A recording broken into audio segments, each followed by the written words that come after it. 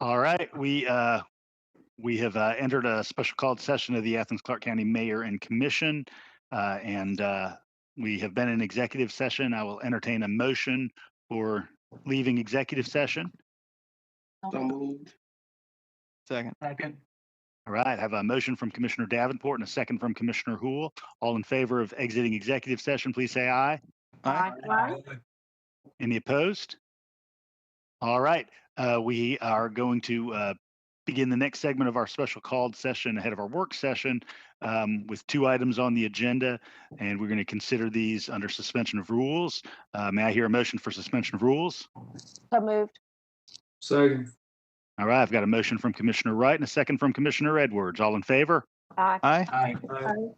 Any Do we need to opposed? have a roll call to make sure we got a quorum? I believe we're already in special called session, Madam Clerk. Okay, Is that not the case? That's fine, that's fine. All right. All right. So we are here and we have two items on the agenda. I apologize. I'm scrolling over to my PDF. First is regarding the current alcohol serving opportunities for special events on public properties and public rights of way. So this has come through the Legislative Review Committee, and I'll turn it over to Commissioner Wright, who chairs the LRC. Thank you. I am happy to be here talking about special events and hoping that we can move swiftly to flexibility and freedom. As you sent that to our committee, we met last Thursday, and staff gave us lots of great ideas. And we came out of committee to bring forward these ideas, but I'm also going to get Assistant Manager Jones to bring forward what would be an amended version of the ordinance since LRC, because more staff input on what we talked about has come forward. So I would recommend that he be the point person on these details. All right, Assistant Manager Jones, give us the latest and the greatest. Thank you, Mayor. Commissioner Wright, appreciate that. Real quick, for the benefit of everyone, I'll go over the history one more time just to make sure we're all on the same page. February 4th, the Mayor provided a charge to the LRC to basically provide some flexibility in the shape and size of the requirements of the drinking areas, food service requirements, furniture requirements, and consideration of the ratio of police officers per physical size or occupancy of these areas for special events where alcohol is served. Subsequently, February 27, 2020, staff came and spoke to the LRC, provided their experience, some history and discussion about the process. And well, after that meeting, the pandemic hit and there was a hiatus, and we got back together May 20th, 2021, where we kind of had a review of what we talked about at the first meeting because we had two new members to the LRC. So since that time, we went to Mayor Commission to discuss some of the flexibility that we created through the ordinance and the gathering places, the number of the gathering places specifically. So going back to what the ordinance originally noted, basically we were allowed to, or vendors were allowed to have 2,000 square foot areas and 4,000 square foot areas per city block, up to two of those per city block. And what we heard was, a need for greater flexibility. And also within these areas, there was a requirement for food service and furniture. After discussions, we quickly realized that the furniture requirement was no longer needed. However, staff did recommend that we keep the food service requirements. One of the biggest changes that came out of this ordinance discussion was the idea of a festival zone. So instead of creating these little small 2,000 square foot areas or 4,000 square foot areas, a festival zone came out of discussion, and the festival zone would essentially go from building to building on a city block. The city block then expanded to 4 city blocks at our last iteration. So at the last LRC meeting, this is what we landed on after we got public input after the Mayor Commission meeting. Allowing an approved container or marker within these festival zones to kind of allow us to understand who was of age to drink. Permitting vessels within these festival zones up to 24 ounces. removing the designation of blocks where festival zones are available and limit the number of festival zones and remove the limit of the number of festival zones and special outdoor cafe areas allowed. I'll go back to that because that is something that has changed with this latest iteration. But I wanted to go over what came out of the LRC. Also, out of the LRC, staff requested special conditions of the event permit, and that would be tied to the administrative review. We wanted to limit the number of festival zones to 4 consecutive blocks, as I stated earlier. And it was also important that we thought this pilot would extend through January 31st, 2022. So after a lot of good discussion amongst LRC members, staff, we came to this conclusion. So post LRC, staff got back together. We had some more discussions and wanted to make sure that we're all on the same page. And what came out of those discussions was a limit to 1 festival zone per special event. In addition to that, you could have up to 2 special outdoor cafe areas per block. In addition, the police department thought it'd be prudent to ensure that we had a occupancy cap within those festival zones. So today, our occupancy caps in the special outdoor cafe areas are 150 people per 2,000 square feet and 300 people per 4,000 square feet. We think it's best that this occupancy is determined during the administrative review of the permit and plan. So that being said, I am happy to answer any questions that you may have. That's helpful. I appreciate it, System Manager Jones. Commissioner Davenport and then Link. Well, thanks, staff, for their hard work. Mr. Jones, can you go back over the occupancy per festival zone, or were you talking about just the parklet? Today, the ordinance reads for occupancy, it's 150 people for every 2,000 square foot special outdoor cafe area, and 300 people for every 4,000 square foot outdoor cafe area. Of course, the festival zone was never created until now, so there hasn't been an occupancy limit put onto it. The police department thought it'd be prudent if we did. Their recommendation and my recommendation would be that at the time of permit review and plan review, that occupancy is determined. And probably fair to note that we're really just talking about a handful of events, given that we're sunsetting this pilot end of January. That's correct, Mayor. And I would also note that no one block is the same. Some blocks are longer, some blocks are shorter. So it's really hard to put a square footage determination on that. Does that help, Commissioner Davenport? Yes. Okay. Commissioner Link and then Commissioner Houle. Yeah.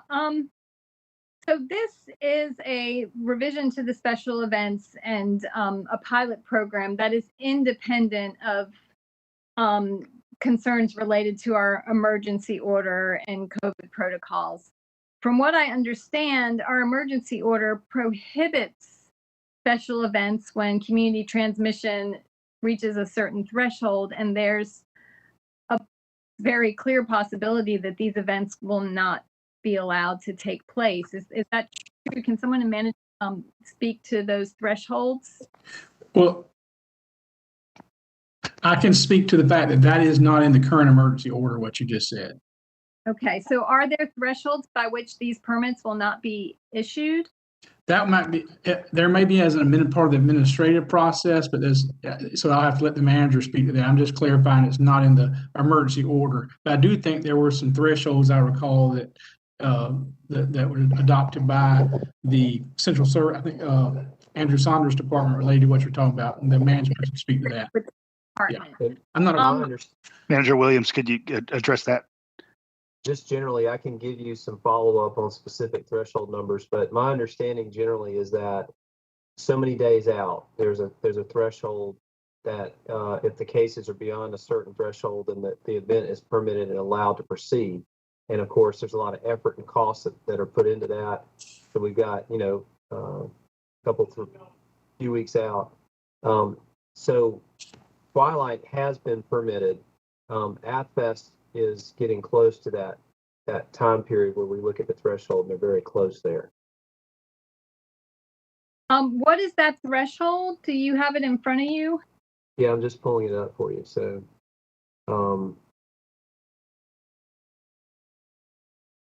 okay. Give me 1 second and I'll give you that. So, and if this helps you any, Mayor, if you'd let me, well, I'll try. There's different thresholds, but 17 to 14 days out for, you know, if it's 300 or fewer positive PCR cases per 100,000 over a rolling 14-day period. So remember, these were done before the CDC changed to a 7-day. So these are back in the, where we're back looking at a rolling 14-day period. So we start out with provisional approval threshold when they're talking about it, and then final approval threshold 42 days out, 28 days out, and then 7 to 14 days out. Okay. So I had a conversation with the AthFest director about protocols, you know, regarding masking and vaccination status. You know, we have local businesses, bars that are starting to require vaccination proof for entry. We certainly have a mask ordinance, and our ordinance only applies to indoor. But, you know, we see that this Delta variant is extremely contagious, even outdoors, when people are in somewhat close proximity, which is undoubtedly going to be the case in a festival atmosphere.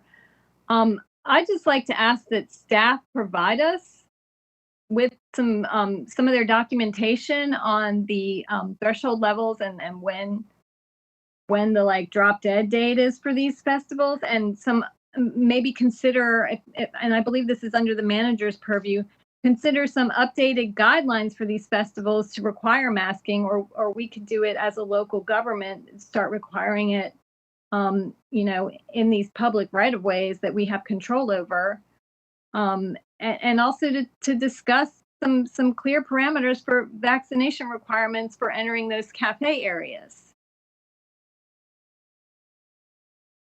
So this obviously is somewhat outside the scope of the LRC recommendation, but I think staff can probably provide all of that for us. I mean, I think this is a really important conversation we need to have. UGA students are not even, you know, theoretically back in town yet. You know, hospitals are full in Louisiana and Florida. Children are in the hospital and dying. All our surrounding counties do not require masking in the schools. UGA is not requiring masking. You know, we're going to see a really, really terrifying, dangerous situation in this community because we're not even up to capacity in this community yet. And when we have these festivals, we draw people in from outside communities that do not have any protocols whatsoever. So I think we need to really immediately get on this. And, you know, I want to see these festivals move forward, and I want to see them move forward as safely as possible. And if this local government needs to take responsibility for checking vaccination cards and enforcing masking, I think we need to expend the funds to do that. We have ARP funds. We can use them for that. You know, I think that we need to do whatever we can to assist these organizations in making it as safe as possible to move forward with these events. I'll make sure Commissioner staff gets all that material to you. I want to move on to Commissioner Houle. Thank you, Mayor. I got a quick question, and then I'd like to put a motion on the table. Are all the revisions that you ran through, Nikki, Assistant Manager Jones, sorry, reflected in the text that's on our agenda? It is, except for two words, the per block. Per block. So limit one festival zone per event and allow up to 2 special outdoor cafe areas per block in conjunction with the festival zone. Okay, so I would like to make a motion to approve the agenda item with the amendment, that per block amendment to the text. If I can get a second. Okay. I second it. All right, we've got Thank a you, motion on the floor Commissioner from Commissioner Houle, second from Commissioner Thornton. And if I can use the floor to just make a couple points. Please. Yeah, there's a lot about this that's imperfect, I think. So I'm sure there will be plenty of modifications to discuss in the future, but that's kind of the value of a pilot program. We can stop living in the realm of the theoretical and move into the realm of responding to the actual that we see unfold. I think staff has done a great job of getting us to this point. And if we don't pass something tonight, at least Twilight literally will not have the ability to respond to what we pass in time to like produce the materials they would need to conduct their event. So I do feel like it's the onus is on us to pass something tonight. And I'd also just like to share with everyone that in LRC we talked about revisiting this certainly after the expiration in January, but potentially before then too. So if we really find that there's a huge need for us to dig back into this right after Twilight, we can do that. But at least to get something on the table that's better for staff and these event organizers to work from feels important to me. Thanks. Thanks, Commissioner Houle. And the only comment that I want to share, and the LRC team already knows, this is not one of the issues that I'm going to fall on the sword about. But I do want to respect the preparation that Twilight has already invested. And I think if we send it back again or have it, we're really going to, we might be putting them in a bad way. Who knows? I mean, the COVID may make its own determinations, but for us to do that for the work they've already invested, I think this is good stewardship. Thank you, Commissioner. And knowing we can adjust and change as needed down the road. Definitely. All right, Commissioner Myers. I think everyone's covered everything. I guess the important thing is that this is a pilot program, and we will take all suggestions as we move forward. Commissioner Edwards, did you have your hand raised? I apologize. I'm trying to keep track. All right, Commissioner Wright. That time has passed, whatever it was I was going to say. I think I'm good to vote. All right, so we've got a motion from Commissioner Houle and a second from Commissioner Thornton. Any further input? All right, all in favor? Aye. Aye. Any opposed? All right, hearing none, motion carries. All right, good work, LRC. Great work, staff. We really appreciate you being so thoughtful and flexible. This is a long time coming, and I'm excited to see how the fall festival season unfolds so we can figure out what we may want to move into the realm of permanence. All right, I am going to have us move on to the next item, which is confirmation of the audit office work plan. Entertain any commission input or a motion on the floor. Commissioner Link. Yeah, I'll offer some commission input. Let me and entertain. I want to remind everyone that we voted on this audit work plan. I believe, let me find it. Sorry, y'all. October. It was October. Okay, I'm on two different devices, so I'm flipping back and forth. Yeah, so this audit work plan has kind of been, just sitting there languishing. We waited for the audits that were assigned years earlier to at least be turned in. Those audits forwarded, the initial drafts of those audits have been forwarded to the committee directors of management. So we go ahead and formally approve this work plan that the audit committee voted on. Let me find it here. And it involves the police department and elections office.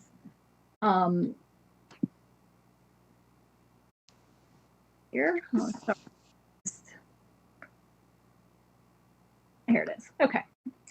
Yeah, so it involves the police department and the elections office.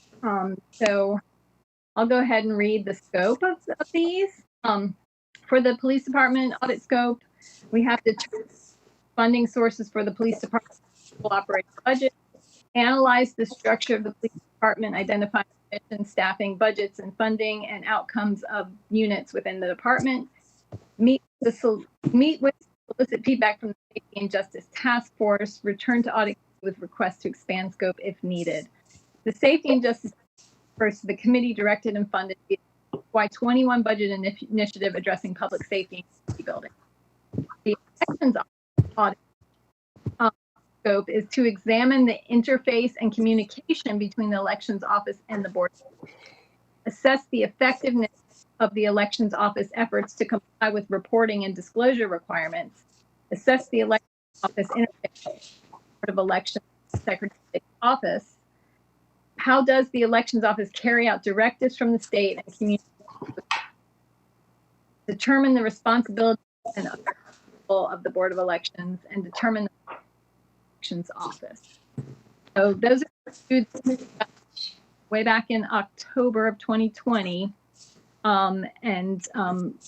will go ahead and forward to the commission for approval of the auditor to get started work on these two audits. Thanks, Commissioner Link. We've got a motion. Is there a second? I'll second it. All right, I've got a motion from Commissioner Link and a second from Commissioner Wright. Any further input on this before a vote? Commissioner Myers. I just want to clarify probably for myself as a new commissioner here, we're voting on, I mean, the option is to approve the work plan for these two departments. Does it need to say that it's the scope as described in the scope here? Because it seems that I just want to clarify that, like with the police department, it could expand with input from the Safety and Justice Task Force. With the election offices, we're talking about A through E, F, right? So this is what we're asking to get done. There's not an opportunity, for example, with the elections office for anything to be added to this. Is that correct? It would have to come back to this body to change the scope. Okay. And I can comment just from history with the audit committee, Commissioner Myers, that often during the scope, we have trimmed them down. We have divided them to make them the more manageable size. But the checkpoint and the discussions may be in audit committee, but this board, this group has to approve any of the changes that could come, smaller, bigger type thing in this very format. Okay. Thanks for that point. Going to turn to Commissioner Parker. Thank you, Mr. Mayor. I had a question for members of the audit committee. I mean, I think these are two departments that definitely, would be good to take a closer look into. With regards to the police department audit scope, I was wondering how it was determined that you all the audit would focus on the operating budget and not also its capital budget, which is for practicality purposes. Was there particular interest in operating over capital in y'all's discussions or anything like that?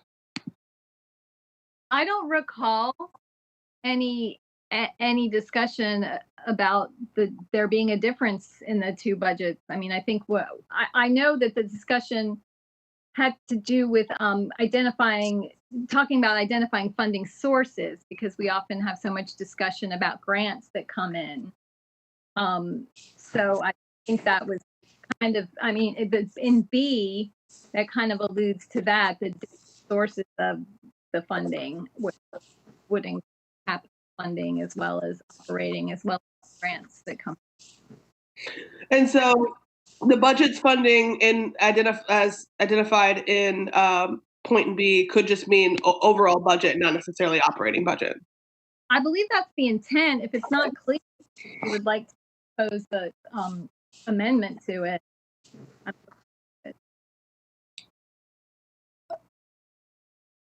I mean, does attorney for sitting? So your amendment is just to include the capital budget in addition to operating. Is that correct? Yeah, I'd be interested in if it seems practical. I'd also don't want to slow it down too much, but I think it'd be good to see, especially given some of our conversations earlier this year around things like tasers, or thinking about any sort of like military grade equipment that might be among the assets of the police department. I think that this would be a good opportunity to answer some more of those questions a little more thoroughly. All right, so motion is that we have a slight amendment to include capital budget. I'll second that or add that to my original motion. Okay, thank you. So, okay, great. All right, and I apologize, I'm taking notes. Was there a seconder? I'll second if no one has yet. Oh, Commissioner Wright was the seconder. Thank you. That's right, yeah. All right. So we've got a motion from Commissioner Link, second from Commissioner Wright. Any further input? All right, all in favor? Aye. Any opposed? All right, motion carries. All right, I'd entertain a motion to exit this special called session. So move. Second? All right, we've got a motion from Commissioner Link, second from Commissioner Parker to exit this and enter the work session. All in favor? Aye. Aye. Any opposed? All right. All right, we have a handful of items on our work session agenda. The first one of those is the Costa building schematic design. Mr. Manager, are we going in this order? Yes, Mr. Mayor, and All right. unless you want to go in any No, different we're going to stick with the plan. I'm going to go ahead and turn it over to you and staff then, Manager Williams. Thank you, sir. And I just want to say, so in the interest of efficiently communicating this information to you and understanding you received the items in advance, and they have been publicly advertised on the website, I've asked staff to try and limit the presentations to 10 minutes, and then we'll reserve the balance of the time and spend as much time as you'd like to answer any questions that you have. But that's our goal, to try and get through these items, since we've had to split the two between Tuesday and Thursday, and based on the feedback I've received from you. So with that, Keith, I'll turn it over to you to lead us in the Costa building presentation. I'm going to ask that that go to Gabe Constop. He'll be in control of the presentation, and then I'll be presenting portion of it. Thank you, Daniel. And Gabe, if you wouldn't mind introducing yourself. Yes, I'm Gabe Comstock with Architectural Collaborative. Thanks for having me this evening.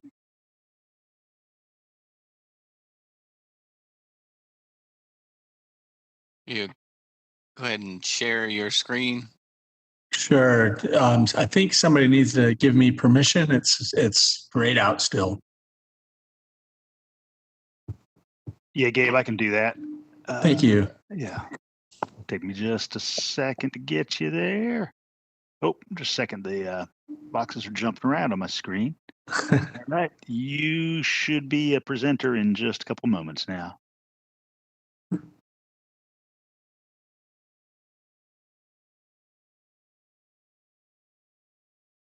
All right.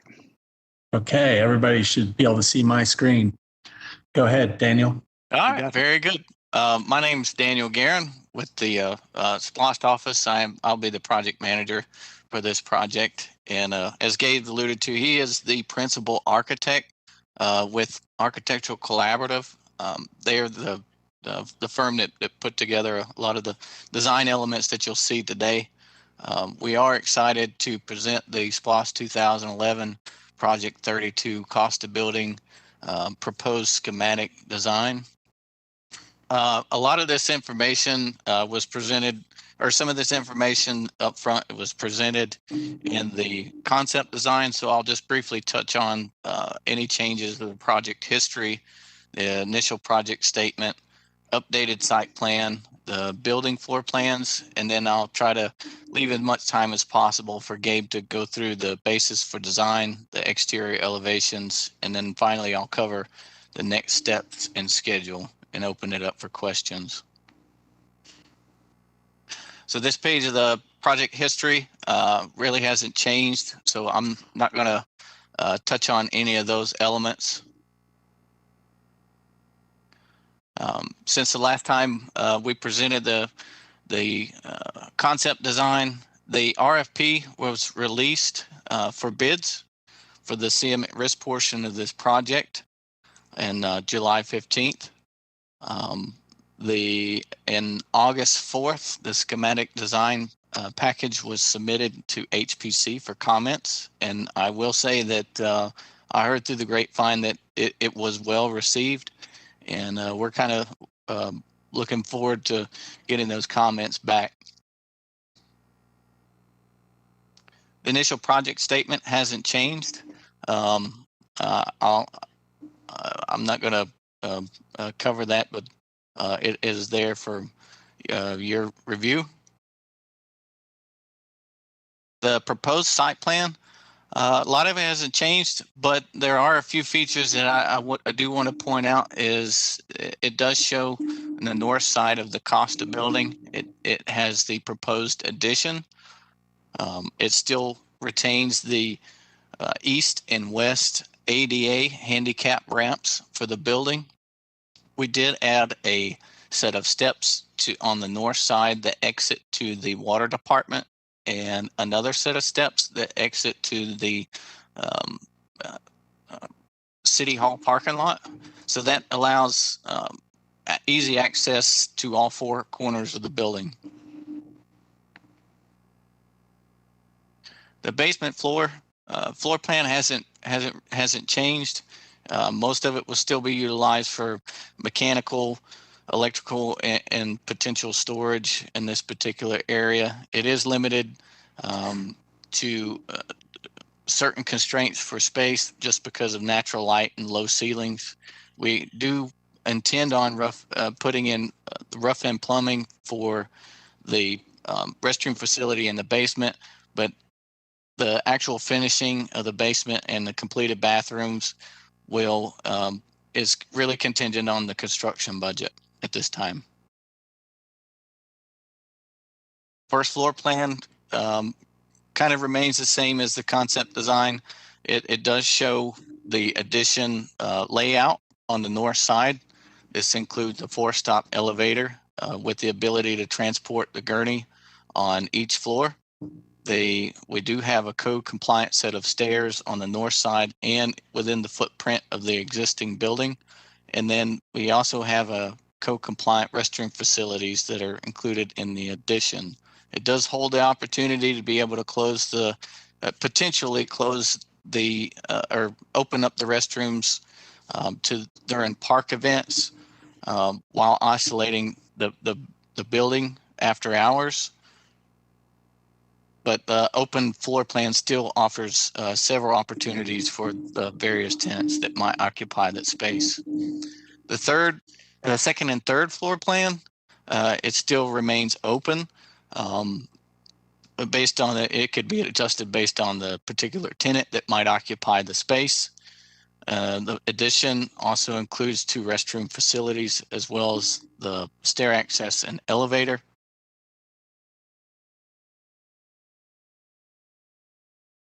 The third floor plan, the roof, it does have a rooftop terrace, which allows a view of Athens. It does, like I said before, it has a set of stairs that exits to the roof as well as the elevator. The south portion is still held for the potential of the solar array and will house any rooftop mechanical equipment.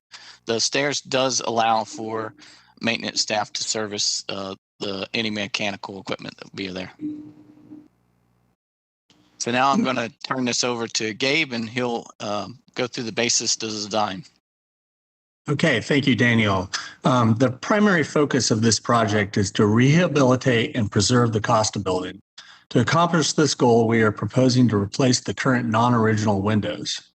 Careful consideration is being made with the window replacement to pay homage to the original design. As you can see from these historic photographs and the original construction blueprint drawings, the windows were designed with fixed divided light windows as you would expect with a warehouse and ice cream factory. Double hung divided light windows were installed and later they were replaced with what you see today. We are proposing to replace the current windows with fixed divided lights that represent the original design intent.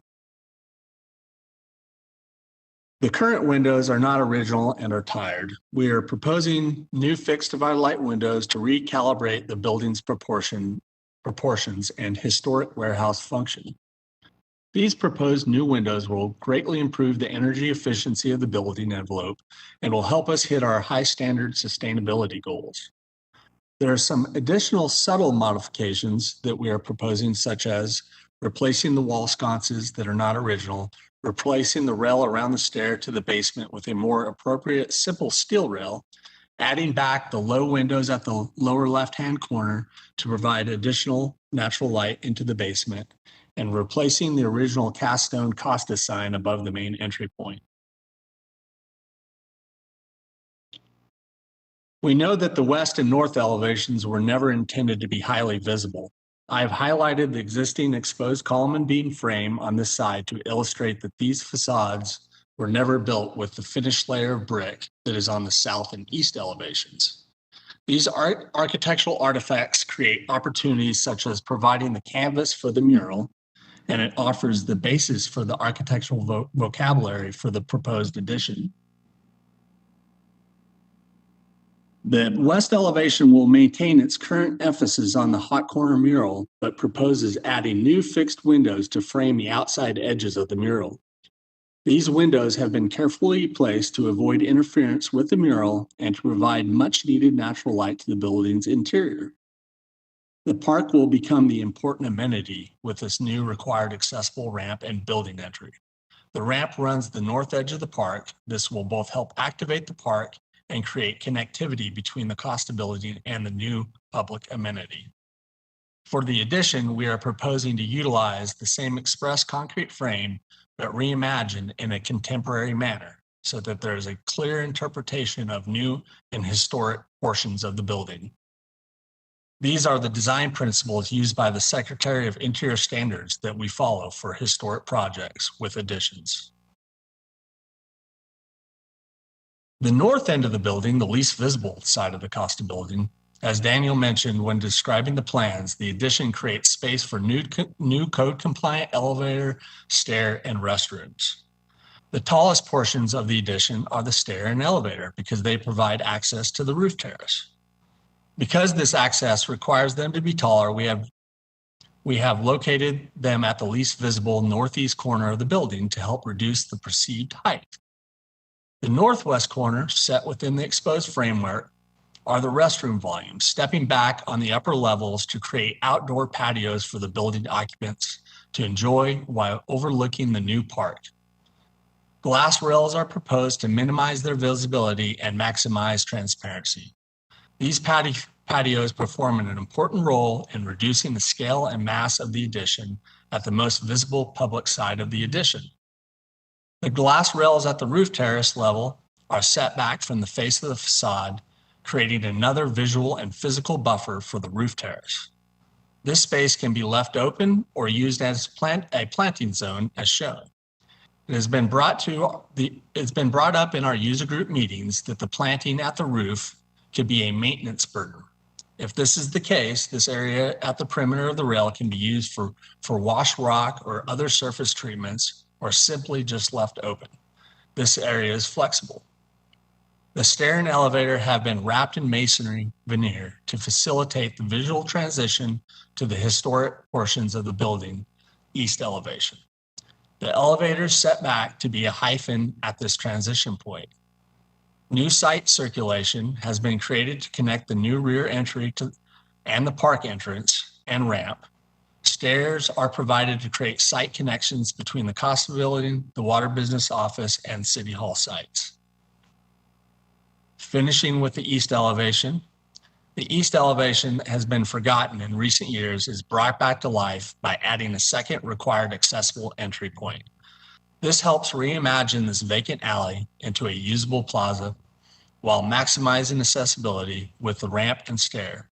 Additionally, new storefront windows at the ground level have been added to help activate the alley and increase daylight within the interior. The northernmost bay of the ground level, Daniel didn't touch on this in the plans, but this northern area bay that is storefront was originally the loading dock. We've pushed that storefront back, recessed that storefront in this bay to provide a covered entry point and to pay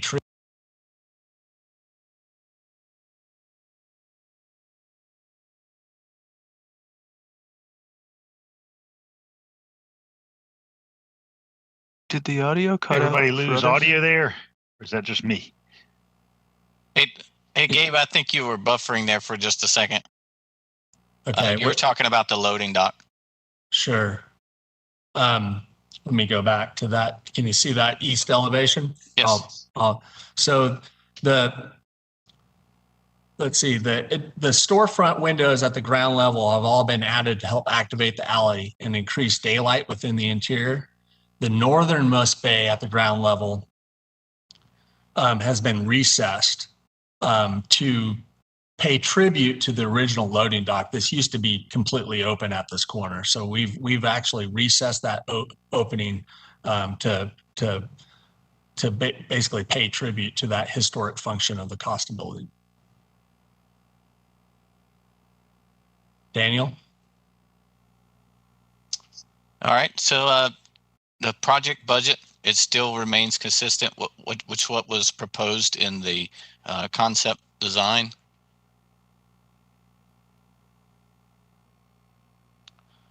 For next steps and project schedule, the schematic design, Mayor Commission consideration, as well as the CMRS contract award will be presented on September 7th.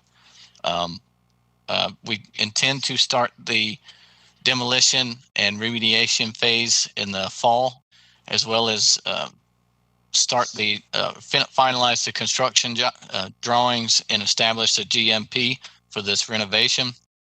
And the intent is to start the construction phase January of 2020 and to finish the building as well as the park completion by December 2022. So now I'll leave it open for questions and comments. All right. We'll go ahead and start with Commissioner Davenport and then Commissioner Houle. Everything looks awesome. I'm enjoying it. Can you turn to page 5 of that presentation? Which side of the building is that?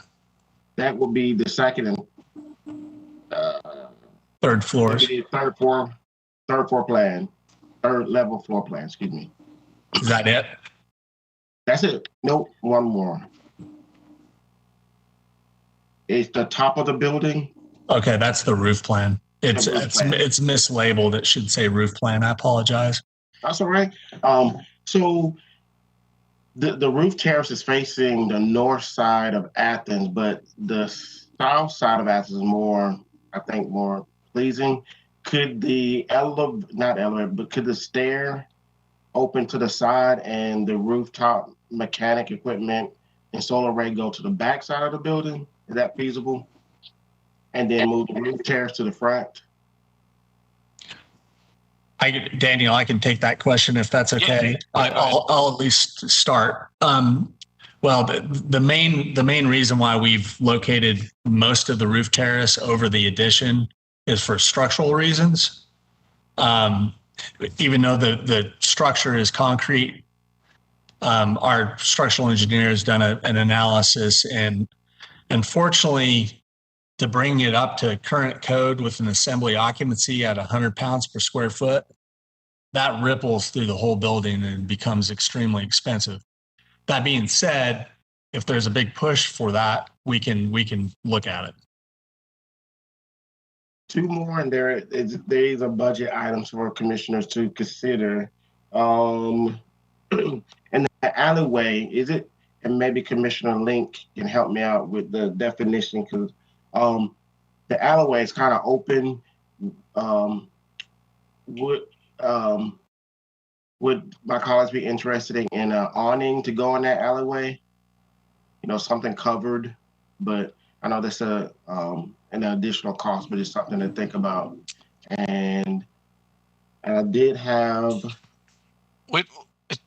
Commissioner Davenport, I will say that we would have to get with the fire marshal to determine whether that would obstruct any access to those floors if they were to have to have people exit from those floors with either a ladder. So we can definitely look in that. It's just something that I think we've kind of touched on in the past that we'll have to follow up on it. Okay. The other thing I would point out, just for consideration, is that it's kind of starved for daylight back there already. It's kind of in the shade quite a bit, so we should be careful about whether or not we increase that problem or not. Well, thank you. Mm-hmm. All right, got Commissioner Houle and Commissioner Wright. And then Thank you, Mayor. Link. Yeah, I guess I'll start with this one question. Do tenants need to be solidified before the vote on September 7th, or when are we thinking of doing that? And I'm particularly thinking of the interest expressed by the Justice and Memory Committee, Blood in Town Project folks, to have an Athens Black History Museum potentially in this location. No, the tenancy will be a part of a later discussion. So much of this work obviously is structural and, getting a complete and clean building envelope. Okay, so these like interior design plans don't necessarily commit us to certain occupants, or I guess I'm wondering, it sounds like we're approving these major renovations, but that includes some of the reworking of the interior. So that there are no interior walls. Okay. It's a completely open floor space at the moment. Okay. And if we were to get away from that at all, we'd be back in another work session at some point. That's right. Okay. Yes, and it's unusual that we have, external tenants. Typically, the SPLOST building might be for county employees, or, it's a bike trail, or it's a fire station, things of that nature. And Daniel and Gabe, I guess, if you'll go back just to the second and third floor levels, for instance, Daniel mentioned that they're just open. Does the budget allow, to Commissioner Hull's question, some upfit of division of office space, some addition of walls? Do we have any contingency for that, or is this just a build out here, and then there'd be some additional funds required for customizing for tenants? Currently, go ahead. You go ahead, Daniel. Currently, the allowances that we have for this particular building is just to finish the exterior walls and provide some sort of carpeting. Whoever may be the tenant, either it could be possible that we would need to provide additional fund to fit it completely out. But right now, we did not currently budget any partition walls at the moment. Yeah. So Daniel, said another way, the budget's exhausted with the renovation of the building and leaving the floors open. Is that right? That's correct. Yeah. Another way to put it, if you guys don't mind, is the floors will be move-in ready in an open floor plan situation. They won't be partitioned.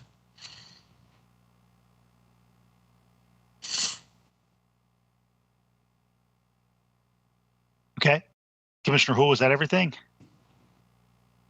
Yeah, I think so. For now, at least, for sure. Yeah. Okay. Turn it over to Commissioner Wright. Thank you. I think that this is a fantastic presentation, and it really visually communicates to me the work that you guys have anticipated. I like the way that you've added the new addition to have the additional stairway, and then, if I recall, aren't there bathrooms that could be used without the building being open, so that when events are happening in the park, the backside restrooms can be public restrooms? It has the potential to be utilized while the actual building is closed. That would have to be obviously monitored, and but again, it is a possibility. We did think about that when we designed this addition. Yeah, I like that. And then also, for those who haven't been in there for the tour, the little square boxes that are in this open floor plan are literally support beams, right? They are columns, yes, ma'am. Yeah, and so that makes them kind of interesting in that respect. And then back to the rooftop, which is one of my favorite type of areas. When you were saying the considerations for having people occupy, or not, if people were to be on the old part of the building roof, would you have to modify the side rails to, like you're saying, to get it up to code? Is that a humongous price to do? It's a significant price to do the structural. Well, it's all relative, I suppose, but there is cost associated with doing the structural analysis to confirm what it can handle. And then there's also potentially cost associated with reinforcing the existing structural system that worst case would ripple all the way down to the foundation. Right. So if we were to add, we probably just need to be very deliberate and strategic about where we put it and how far we want to go. Right. Because it could be extremely expensive. Right. And then I would imagine even if we overcame the structure, the weight factor of people being up there on the old part, it probably wouldn't allow us to go to the edge as well, because as I recall, those sides aren't real tall as far as having to mitigate the safety issue of the edge. That can be dealt with. We can add guardrails similar to what we're showing in these other areas, just at the perimeter. Those short walls are called parapet walls.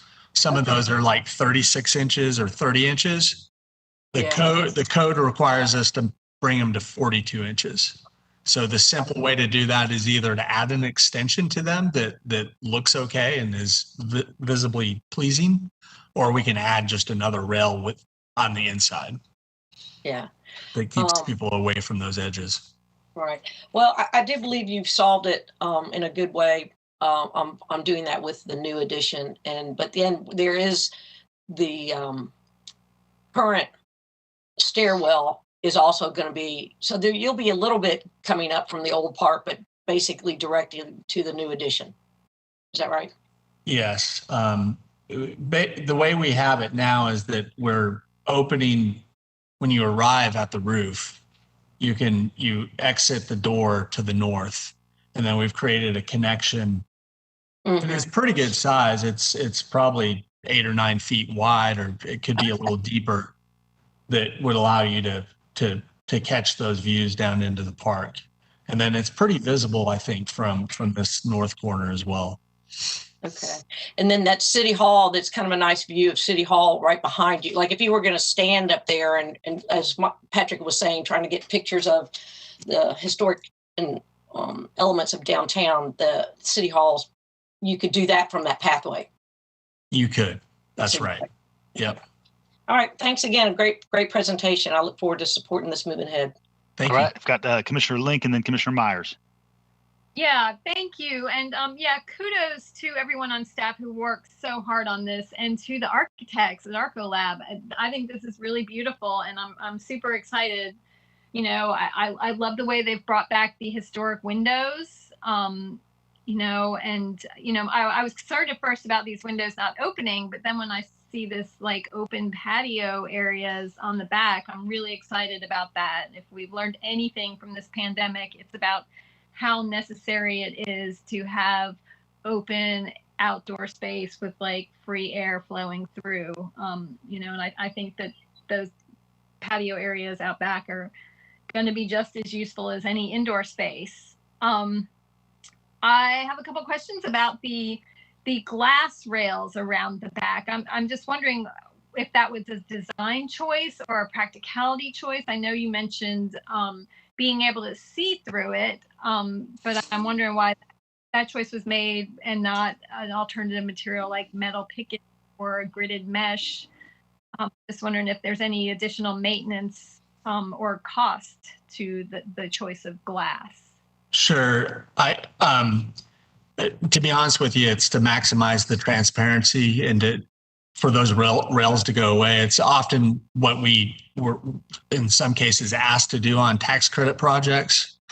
That it's preferred to use glass. There's actually a steel frame with just glass panels on a module. What we've learned on other projects where we've used glass rails over the years, I've been using glass rails for a couple of decades, is in cases like this, when it's not on a stair and it's not sloped, in some cases it ends up being quite a bit cheaper because there's a lot less steel fabrication, and then the panels themselves obviously fill a lot of area pretty quickly. Okay. Thank you. You're welcome. Carol? I just wanted to say I really like it. I love the lighting on the side of the mural. The windows are there as well. I did have some question about the roof and the solar array. Just so you could address that now. Does leaving that southern part on a flat roof like that, does leaving the south for the solar, is that needed for the best use of the solar arrays? And then also another question before I leave it to whoever to answer this is that the rainwater system, I think in the proposed budget, is still being covered by the renewable energy, or it's still listed that way. And so I wanted to make sure that we address that as well, because we don't want to have sort of a funding creep on that renewable energy money. So if you could address that as well. Someone. You are correct, Commissioner. I will take care of that. That is an error on my part. For the rainwater cistern, that needs to be removed. Yes, roof in terms of the flat roof and the solar. I mean, the solar array can move around. I mean, this is still pretty diagrammatic at this point. Certainly, we want to make sure we locate them in a location that we're not shading them so that they maximize exposure, and obviously being on that south end will help. But there's flexibility. If it's decided that we want to grow the roof terrace or whatever, we can kind of shuffle things around. We have area. I just want to say that I think this is a fantastic project also. I think Andrew said, and I guess the highlight for me is the roof, the potential of the rooftop terrace. And I guess I'm going to wait and see. I heard it could be very expensive. So I guess I'm kind of waiting to see, just how expensive, but thank you for the good work. Right, I've got Commissioner Denson and then back to Commissioner Houle. Mayor. And just for clarification, because there's lots of questions about it. If I remember correctly, the rooftop terrace would not be built on the current structure's roof. It was going to be cantilevered over from the new development, the new construction. Isn't that correct? Currently, we're not showing it cantilevered. That is a possibility. If we wanted to make it grow, we could explore that. I think it's doable, but it's not shown that way currently. Okay, but then, I guess the cantilevered option would be more cost efficient than trying to put it on the current structure, which would not be able to hold it up at this point. That's correct. I mean, again, there needs to be some structural analysis done to confirm all this, but based on historic data and the information we have, we think that there's a pretty costly ripple throughout the building. Okay. And I know that we're on a tight budget with this thing too, trying to get as much out of it as we can. Right. I just had two questions. One was if we could go back to the west-facing wall with the mural. And first off, this design I think looks fantastic. I'm extremely excited about it, and I love how the mural is still being highlighted here. I guess are we planning on working under advisement of the artist to make sure that we're able to protect this art? Because I just look at this and I see it in a few places. We're definitely getting pretty close to where the artwork is and actually removing walls and stuff like that. So I just want to make sure that we feel like moving forward with this design, we're going to be able to keep that artwork intact, or have the artist be able to come back and with the park development. When we had the park presentation to us a few months ago, they were talking about how they were trying to on the wall that's there, kind of on the north side of the park, trying to be able to use that as the as one of the ADA compliant entrances. Is that being still able to move forward? Because I know there was still some things up in the air around that. As far as I know, we still have maintained that access along that north edge of the park. Okay. All right. Thanks. Excuse me. Yeah. Okay. All right. Thanks so much, y'all. Thanks, Tim. Commissioner Houle. Thank you, Mayor. Yeah, I just kind of wanted to piggyback on what Commissioner Myers was talking about and what we had talked about a couple months ago with regards to the budget. And so that I'm not only asking probing questions, I also want to echo, I'm very excited about this. I think y'all did a great job with this presentation, so I do want to make that clear. I'm really excited to see what happens here at Costa, and I really am excited to hopefully see a community center type element included. All that said, going back to the budget and the SPLOST money for sustainability, I guess a couple questions here. The first is the rainwater system still going to happen and we're paying for it with money from elsewhere, or is not using the SPLOST 2020 money precluding us from having the rainwater system? That's the first question. So currently we're going to try to potentially, it would depend on the project budget, the initial project budget under the Project 22 SPLOST 2011, to try to fit that rainwater harvesting system within the initial budget. It was considered as, if I'm not mistaken, a nice to have or a highly wanted item. But again, that would be really contingent on where we end up on financing the must-haves for the building.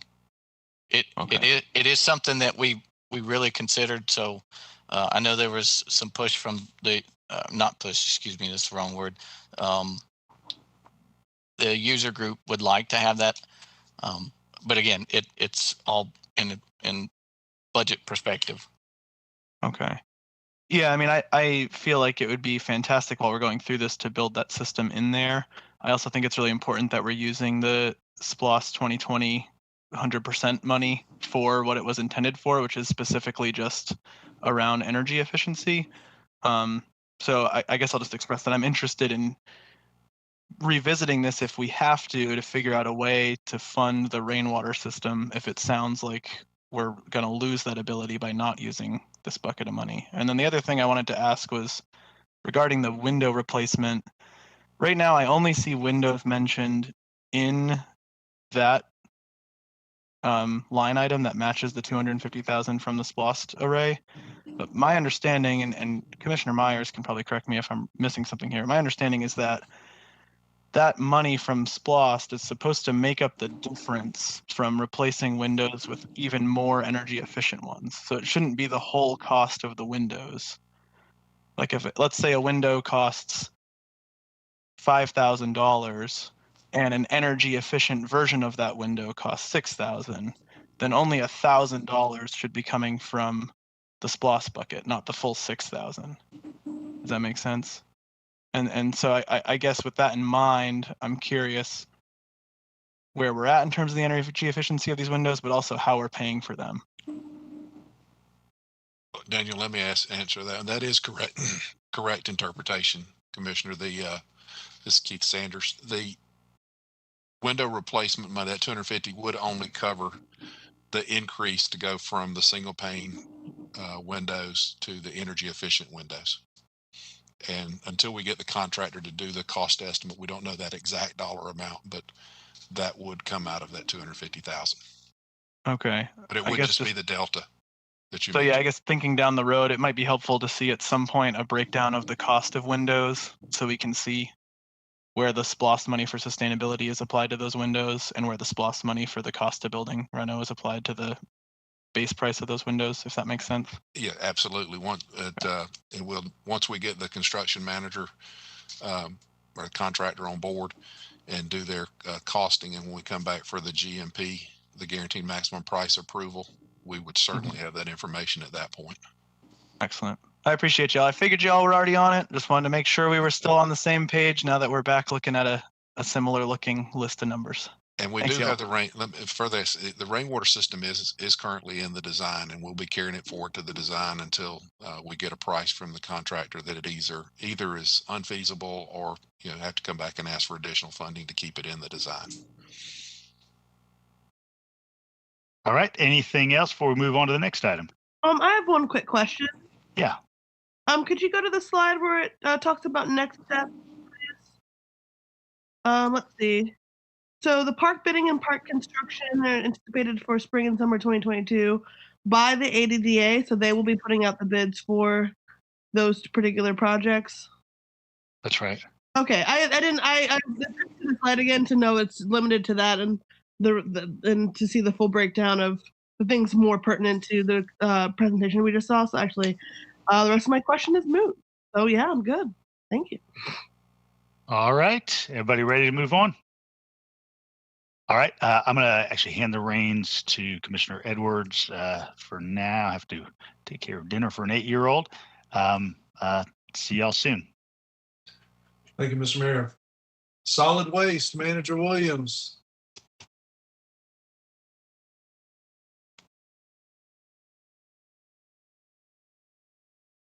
Sorry, I was muted. Thanks, Commissioner or Mayor Pro Tem Edwards. We have a guest with us today, and Joe Dunlop and Brad Ricard are with us from Solid Waste to introduce the speaker and get us through the plan discussion. Hey everybody, my name is Mark Beatty. I'm actually going to be the one presenting to you guys from the Regional Commission. I'm a city planner and project manager for those of you who haven't met. This is a follow-up presentation from December when we last talked to you. That was before we had drafted the plan. So this meeting or presentation is essentially to give you all the option to review the final draft, which y'all were forwarded by Ms. Jean for this meeting, and then also to answer any questions. So Brad Ricard, the landfill administrator, Joe Dunlop, your waste reduction administrator, and Stacy Farrell, the executive director of Keep Athens Beautiful, are all on here also with me. So if y'all have any, extremely technical questions, they'll be able to answer that at the end. So I'm basically going to give you an overview of the solid waste management plan update, why it's important, how it's applicable to you all, and kind of a general overview of what's in it. So let me share. I need to Blaine, I can't select the share screen option.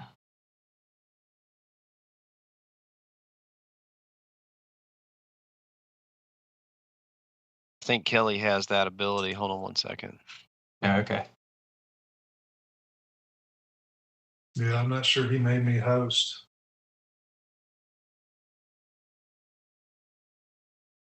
Let me message him. Hey. I'll just seize this opportunity to say this is why meeting in person might be better. They both have their perks, huh? But yeah, it never fails. There's always a technical issue whenever you're doing a virtual meeting. Can you see mine now? Yep. All right, go for it. All right. So for those of you, I know some of y'all weren't on the Board of Commissioners in December whenever we last did this. So just to give those of you who weren't an overview, the Northeast Georgia Regional Solid Waste Management Authority is an authority that was started in 1996 by 10 counties, 10 regional counties. And it was basically just to facilitate a forum, for solid waste management, planning, and recycling in the region. So we've been meeting or administering that authority at the Regional Commission since then. I serve as the administrator for the authority. And ever since then, we've been updating these regional and county-based plans for you all. If you could go up to that slide 3. So yeah, like I said, the purpose of this is basically just to provide you all a draft of the final version of the solid waste management plan. The way that it's structured is as a regional plan, but each county has its own specific chapter with the required elements from the state Solid Waste Management Act. So you can go on to the next one. The last plan that was updated or adopted by the Mayor and Commission was in 2011. And that was effective through 2013.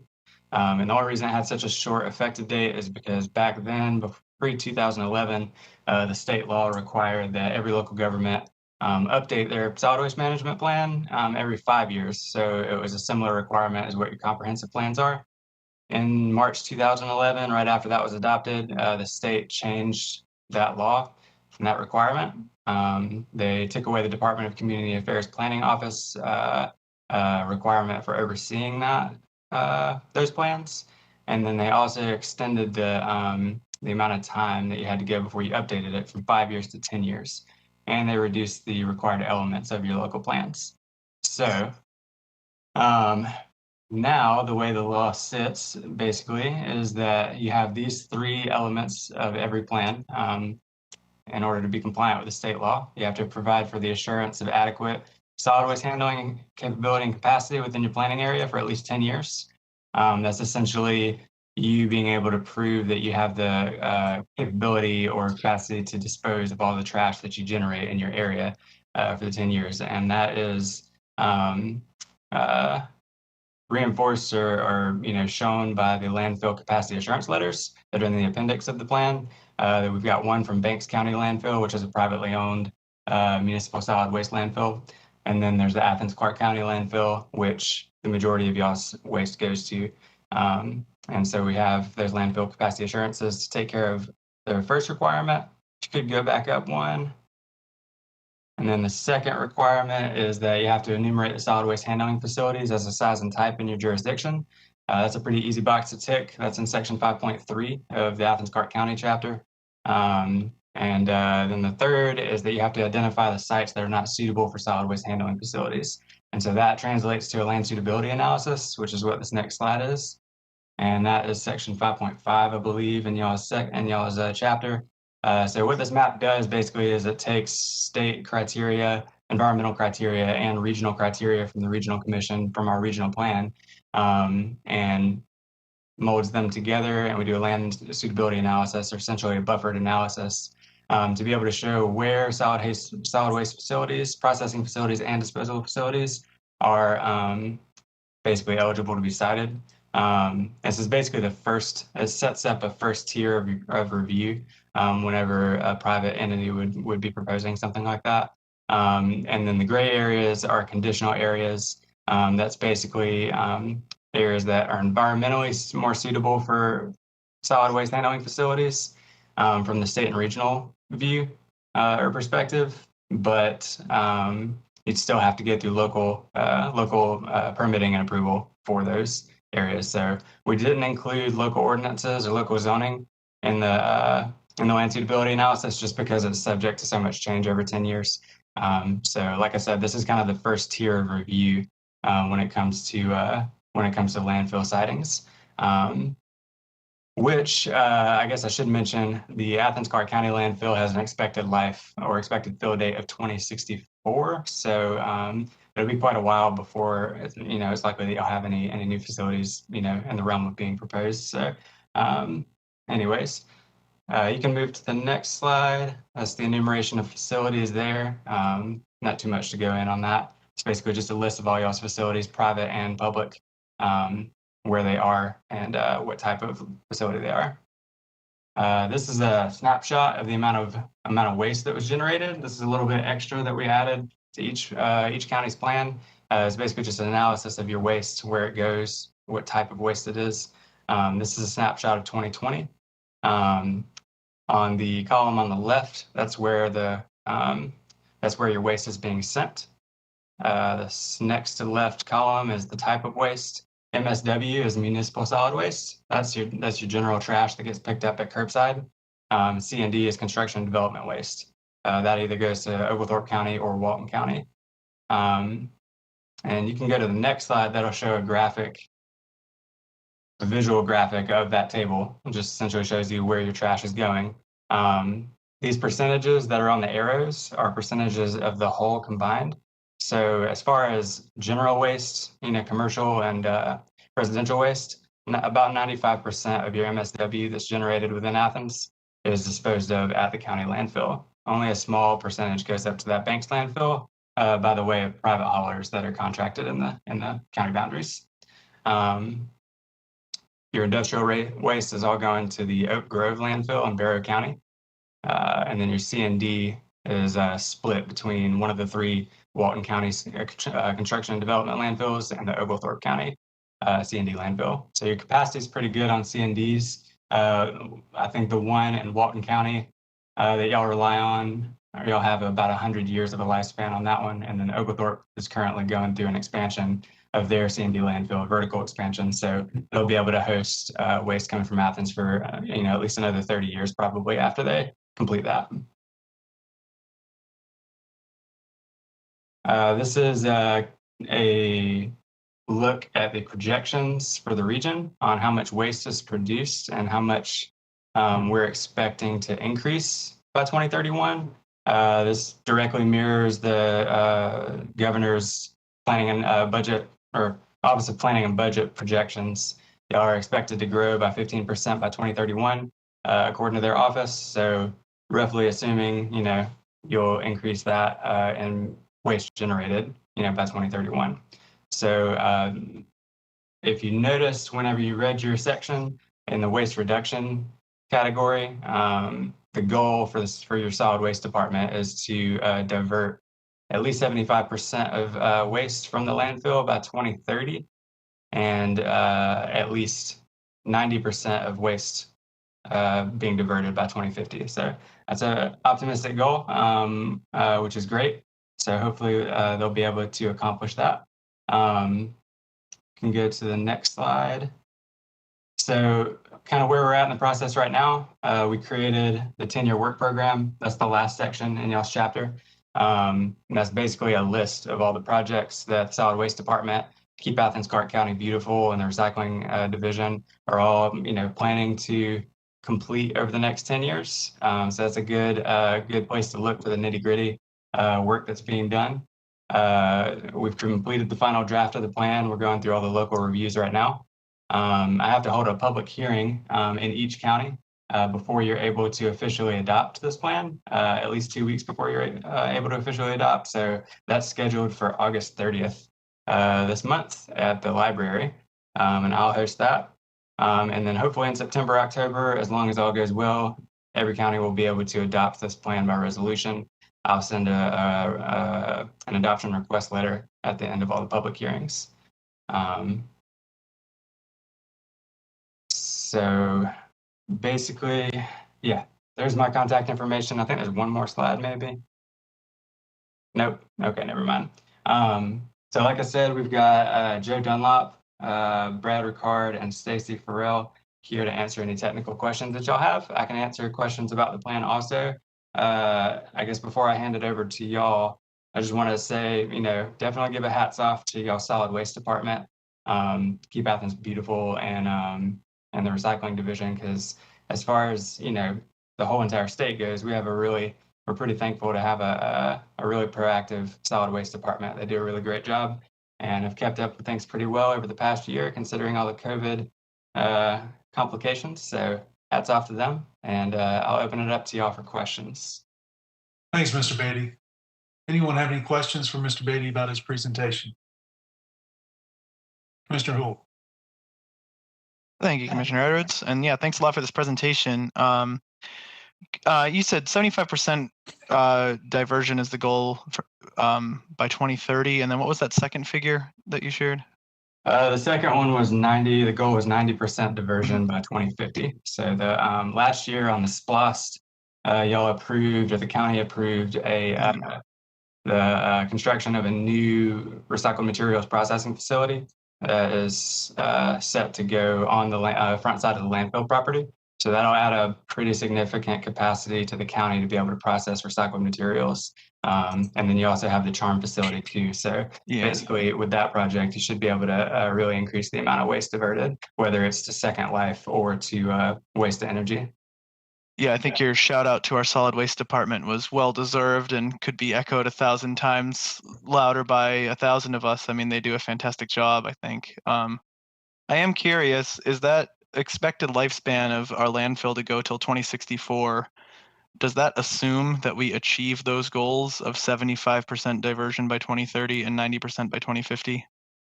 No, that's based on current disposal rates, and then the capacity, the air capacity essentially of the landfill. And that's the capacity of the current expansion. So y'all expanded your landfill in 2019, I think was when that expansion finished. And Brad, correct me if I'm wrong, but yeah, that estimate is based on that phase 5 expansion that y'all did. If you were to expand that site further, you just have to collaborate with Oglethorpe County because it's a joint, essentially a joint landfill that they partner with you for. So if we meet or exceed those very ambitious goals, is it safe to assume that we would extend the life of the landfill then beyond the current projected date? I would assume so, yeah. Brad, if you want to expand on that. Yeah, can you hear me okay? Yes. Exactly. The tonnage that we currently receive, that's what that date was set on. So if we start putting, half the material into the landfill and we were to able to recycle 50% more of that material, yeah, you would extend the life 50% more. Okay. Well, I guess with that in mind, I would highly welcome if the regional commission or anyone on this call or any members of the commission have suggested policies for how we can, as aggressively as possible, approach this question of diversion.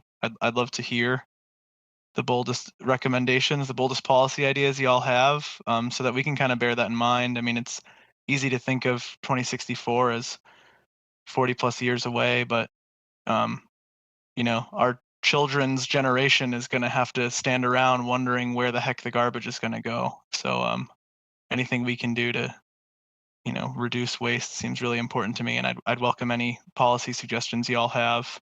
I see Commissioner Denson writing ban single-use plastic bags and styrofoam in the landfill. That's among the ones that I'm aware of. I'm sure there's many other ones I'm not, but I'd really welcome that those ideas from y'all who are experts in this field. I guess my last question about this is there a sense let's say we are actually looking at 2064 as a sunset date, is there a sense of where the heck the garbage goes after that? Not right now. I think at least the conversation hasn't been started yet for now. I'm sure that Athens and Oglethorpe, always hopefully at that point, will still be interested in collaborating with each other. So I don't know the answer to how much more expansion the current site of the landfill can accommodate. But yeah, that conversation hasn't been started yet, essentially. So I guess that's the best answer for you.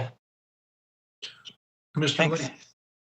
Yeah, we have a solid waste task force that I believe is tackling some of those policy recommendations, like banning plastic bags, mandating more compostable takeout items, and that kind of thing. Maybe Commissioner Davenport can give us an update on the things that are increasingly discussed and up for potential put into actual ordinance. Okay. Does anybody have any more questions about the presentation, about this plan? And then I'll go to Commissioner Davenport if he has anything. Okay, let's finish up with Commissioner Davenport then. Go ahead, Commissioner Davenport. Thank you, Mayor Pro Tem. We have a meeting next Thursday on August 18th. I believe that's next Thursday. And we'll be discussing some of these issues. Yeah, I just Thank you, sir. I'd like to see us get, really serious about that plan. 40 years is not a very long time in the grand scheme of things. Great. Thank you, Commissioner Link. Okay, Manager Williams, thank you again, Mr. Beatty. We look forward to your progress there. Manager Williams, let's move on to the Classic Center schematic design, please. Yes, sir. We have Paul Kramer, Classic Center Executive Director, here to present on the schematic design and other actions you'll be asked to approve in this upcoming agenda cycle. Thank you very much. I'll just share my screen here. Just need access to do that.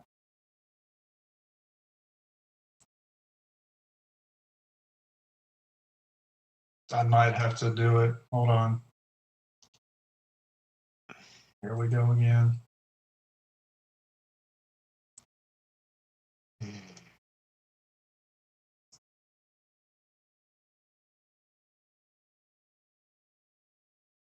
All right, go ahead, Mr. Kramer. Just tell me where to go. All right, great. Thank you. I think you can just go right ahead of the next slide. Our purpose tonight is really to introduce the schematic design for your approval and take you through that. Provide an update on our project budget and the bond financing. Outline the construction document phase. We plan to go to construction at 75% CD. So we would, of course, bring that back to you with the final GMP before we move ahead at that time.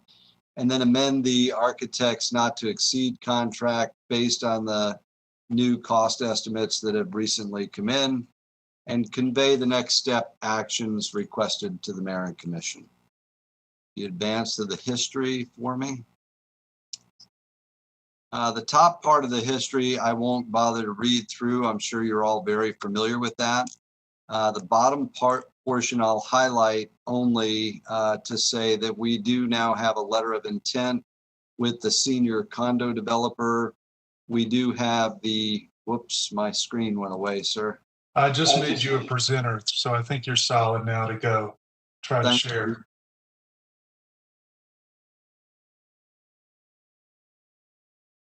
There we go.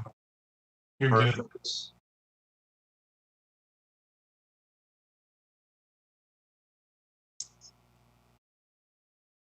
I just get caught up. And then we also did last legislative session get the new Airbnb tax through, which will provide additional resources.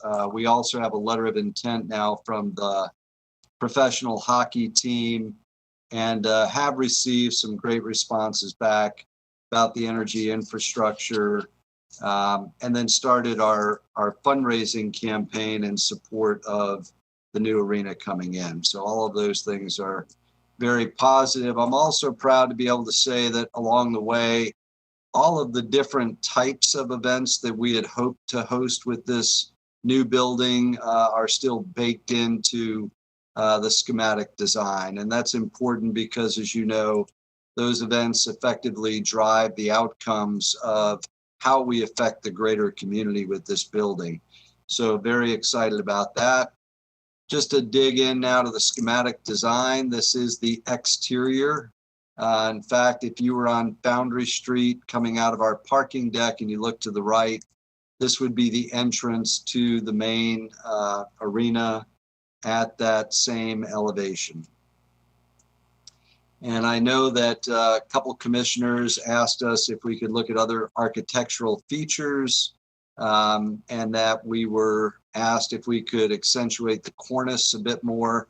And so our architect has come up with this to give us the ability to change out the lighting for any particular event, and gave you a nice architectural feature which could be seen all the way to the east. This gives you a great 3D representation. Not much more I'll say about that. This would be the lowest level of the building, and it would house our offices.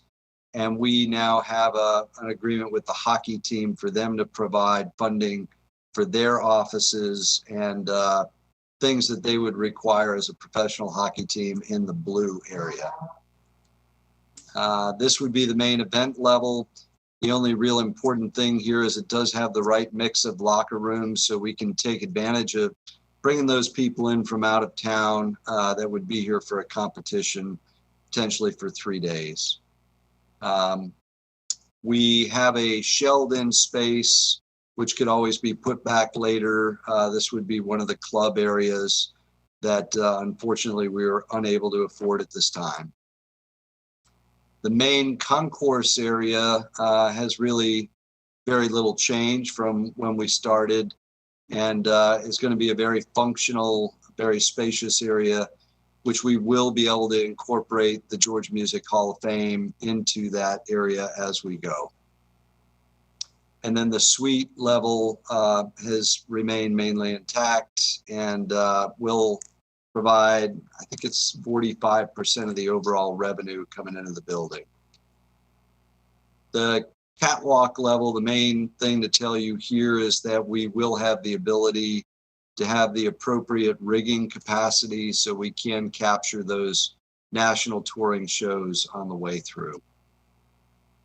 And very important to us, this exterior pedestrian plaza, as it really does link our downtown all the way out to the river and connects us to our parking deck on the other side of Hickory Street. We'll also provide for a lot of outdoor events and activities on that plaza. Just gives you a quick sectional view. And a little update on sustainability. Richard Sawyer is working on our solar energy procurement process. Those bids are expected back this Friday, and then we'll be doing a short list on the 20th. And he is working in conjunction with South Face. He's also sent out a request for information on our energy and HVAC system. And we are still incorporating or plan to incorporate solar on the main convention center, the arena, and the parking deck as we go forward. The project budget, ours, like many other projects, have experienced a uptick. Last time we brought this to you was before we actually did the formal pricing model. We were at about 109 with the total project.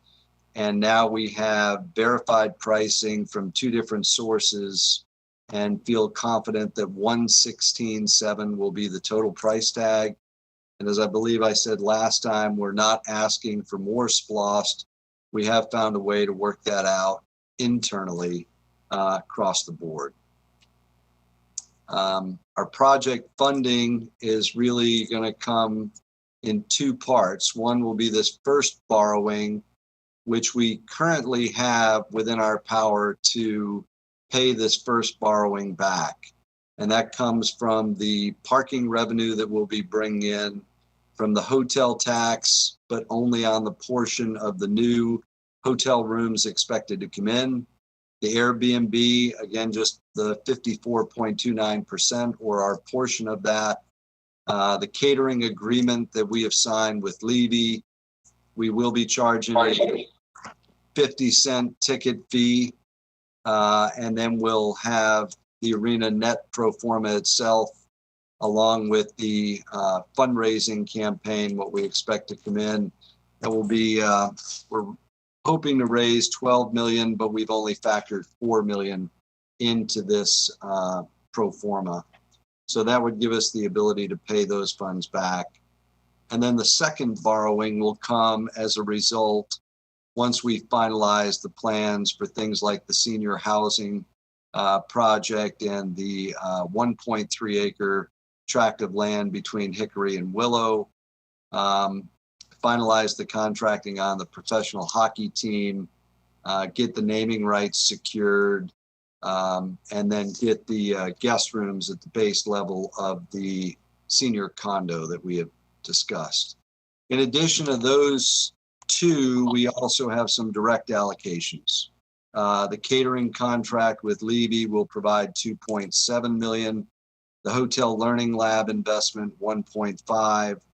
The hockey tenant is willing to outfit their area, 2.5. And the senior condo, in addition to the annual amounts of money, they will be providing an upfront $1 million. And we anticipate the same would be true with the Hickory Street property. Probably very important for you to know that the way we've structured the debt service, debt would not begin until 2024. And the full weight of the debt service would not come upon us till 2025. 2024 would be interest only, and then principal and interest would happen in 2025. Importantly, that'd give us 2 years to really ramp up and get all of the bookings in that we anticipate. This is more detail on the bond financing. I'll let you read through that. Important here that in order to hit our timeline of completing in the fall of 23, we will be advancing our construction documents and hope to have a GMP at 75% CDs, at which time, of course, we bring it back to you. Anticipating your approval at that time, we'd get started in January and be able to complete in October of 2023.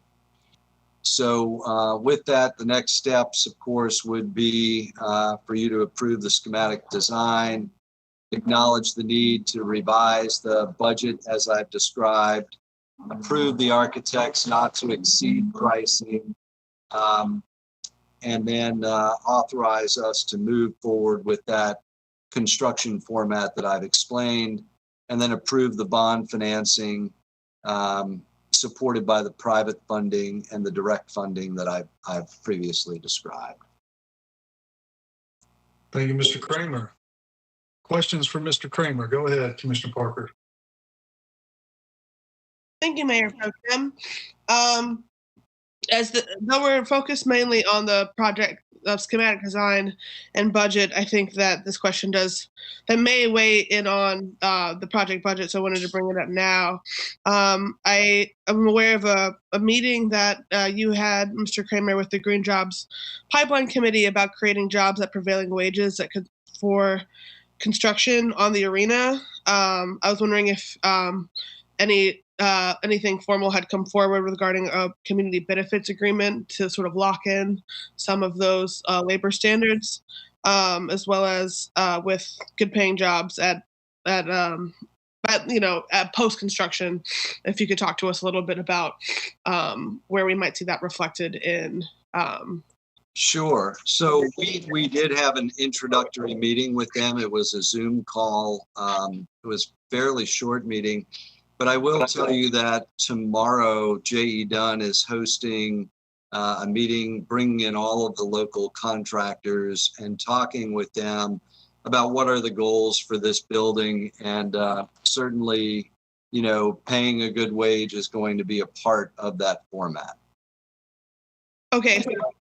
Is any of that, those any sort of agreement with regards to prevailing wages or anything like that included in any agreements you have with subcontractors or anyone moving forward, or is it just, or is the job fair sort of it? No, I think there is some language within our contract that speaks to that. I don't know the exact details of that at this time, but I can get that to you. Okay. Yeah. That would be great. Thank you. Great. Any other questions for Mr. Kramer? I see Commissioner Myers, then Commissioner Davenport. I have a question too, Russell. You can put me on the list. Okay. Commissioner Myers, go. Paul Kramer here. I just was looking at these numbers here, and I just wanted to clarify something that I did the math right on the project funding that you have outlined in those two slides. So that's the non-SPLOST project funding. Is that correct? That's correct. Those are the bond funding mechanisms, the 49 million and the 25 million, along with the 8.7. In addition to that would be the SPLOST funding. Because that's what I did there. Yeah, and thanks for the update on the sustainability. I really appreciate that, and I appreciate the work you guys are doing in that area. I do want to ask just a follow-up question to Commissioner Parker's. You mentioned that J.E. Dunn thing, and this is mostly to educate myself. And you said how they were meeting with the local contractors. How does one know about that if one is a local contractor? How does the word of that come about? So I know that they worked with our marketing department, and I know that they have reached out to Marcus Best as well and asked about the contractors that are listed in our community. And they did advertise that meeting through social media as well as out through normal mechanisms of marketing. Thank you. Commissioner Davenport. Thank you, Mayor Pro Tem. Paul, this looks great. And I hate to add cost to this project. But just something that popped in my head on the schematic design review, eastern exterior east. Can you turn to that slide?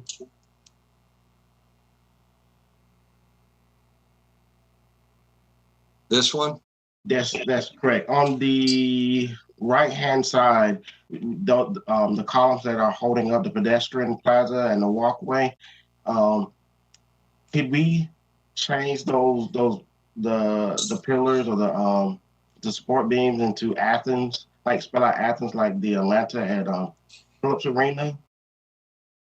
Is that something? I can definitely look into that. I know that budget is getting tight at this point. Okay.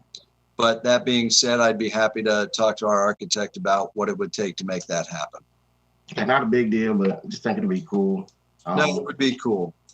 All right, thank you so much. You bet. Commissioner Link. Yeah, I have a couple questions. I'm looking at this mezzanine level with the concessions.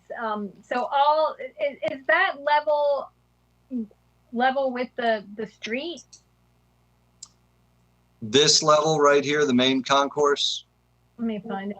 Where all the it's where all the concessions are. The mezzanine, I believe she said, Mr. Kramer. Yeah, I have the wrong name. It is the concourse. Sorry, the concourse level. Okay. So yes, this is the main entry coming into the building. So I'm wondering what if any of these concessions that are all along the exterior, if they have if they're intended or if they have the possibility to have openings to the outside so that when the arena is not in function, because this arena will sit empty most of the time, I'm wondering if there's a possibility for those to be still able to service the public, with an exterior door that could be locked when there is an event, or, Sure. So you're going to love this. The architect did think through that. And if you see this tiny little green space down here, yeah, he's actually allowed for that to be an indoor-outdoor feature of our arena, so that someone could get a beverage from this beverage area concession right near the A, and they could walk outside but still be technically in the venue, if you would. So I'm about like the actual concession spaces themselves. Like, I know that in these kind of facilities, those are mostly leased to major corporations, because they have humongous operations where they can take the hit, where they're only open during events. But I really would love to see this facility benefit some entrepreneurs and afford them space where shop or a hot dog stand or a cupcake store or whatever, a little bakery outlet. I think it's a great idea. I'm happy to look into it. My guess would be it would have to be incorporated into that end, as that is the area that would come right out onto the plaza. I will say one thing that I think is important, Commissioner Link, is that we are expecting to do 125 events. Many of those events will be multi-day. So this should be a building that'll be busy 300 event days out of the year. Okay, well, that's good. I just really would like to see us prioritize some of these space availabilities for local entrepreneurs.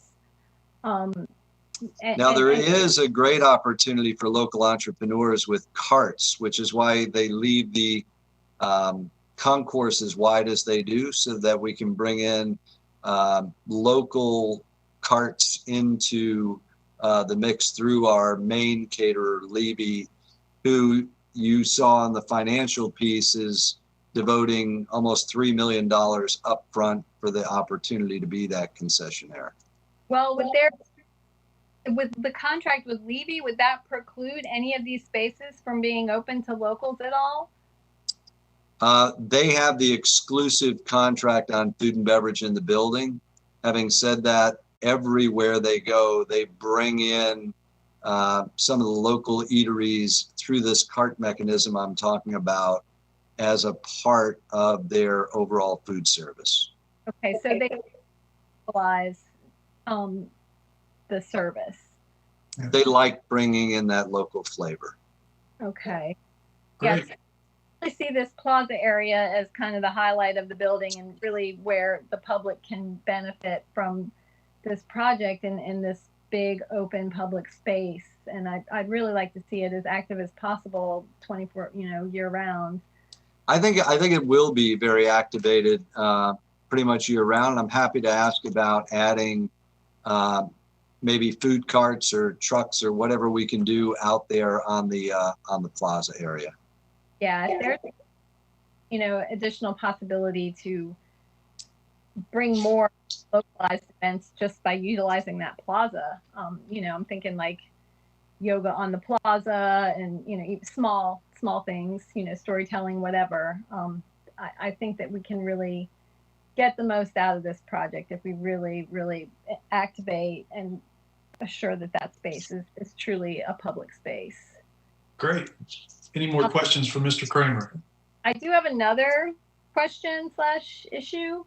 I'm the one who has this obsession with the cornices in the building. And I'm wondering if you could explain to me more what this additional architectural feature is, this red cornice. Yeah, I think what I'd love to do is actually have the architect in our next meeting be available and talk you through it. But from what I understand, it has LED lights that shine back onto the building and actually allow you to change color based on what's happening inside the building.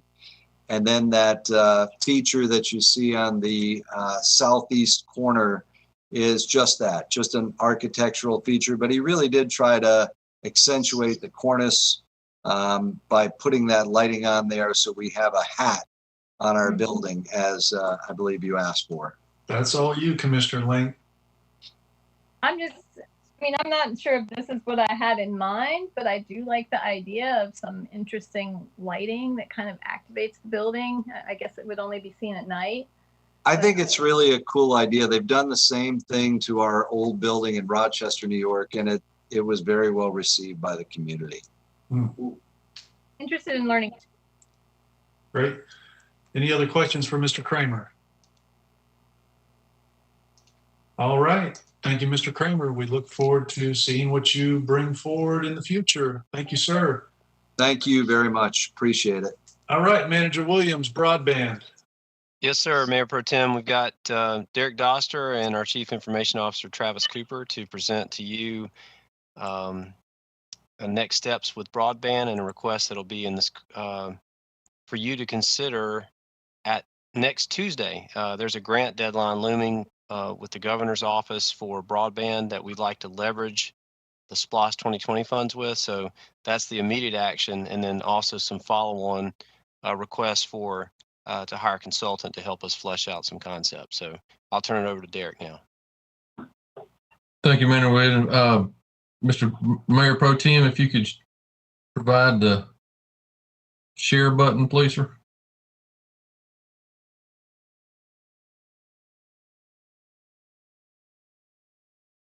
Yeah, 1 second here. Trying to get, let's see, has Mr. Kramer relinquished his control? I believe he has. I'm no longer able to share my screen. Oh, golly. Yes, sir. Just start talking, Mr. Doster. I'm going to work and see how I can do this. All right. Well, again, this is the 2020 project, Project 22 Broadband Enhancement. And we've got our Chief IT Director on staff, Clarke County, Travis Cooper. And he will be actually walking us through the program. So if Travis, if you want to go ahead and share with them the thoughts on the broadband, please. Thank you. Thank you guys for having me, and I'll just kind of go through the slides that you should have in your possession. Back in 2017, 2018, IT was asked to look into broadband in Athens-Clarke County due to the fact that many people were not able to access broadband nor had the ability to pay for such items. And so IT worked with a group called Course 360 to come up with a project plan to help identify and remediate those issues in our community. In 2019, a SPLOST project was created and then subsequently voted on. Over the past year, IT has worked with members of the community as well as other employees within ACC to develop a user group. And on June 30th, we as a group approved the proposed project alternative analysis statement for your consideration, as Manager Williams mentioned previously.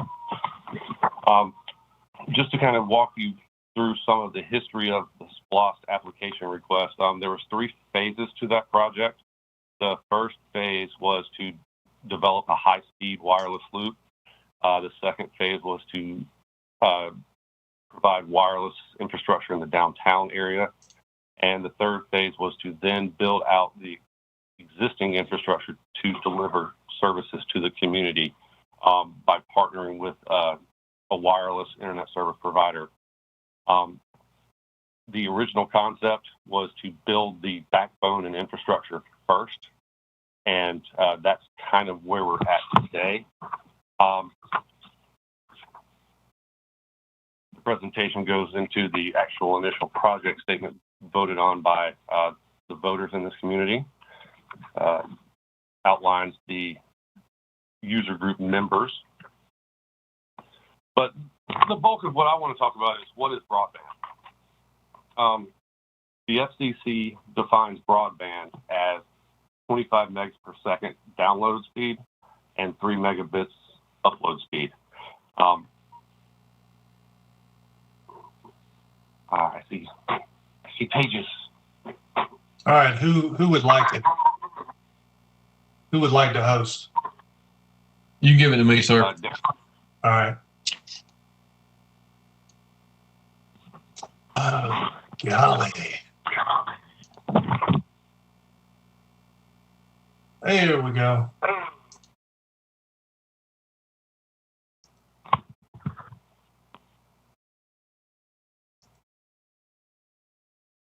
Great.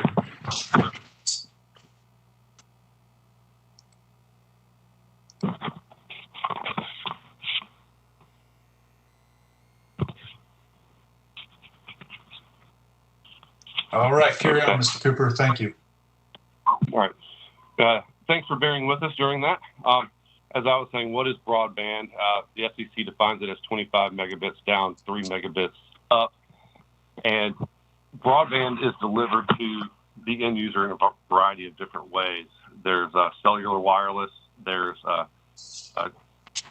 cable TV delivers internet as well. There's DSL over a phone line, and then there's a fiber optical line that can produce extremely high speeds. And this chart just kind of shows you how long it takes to download, let's say, a movie on the various different options for internet delivery mechanisms.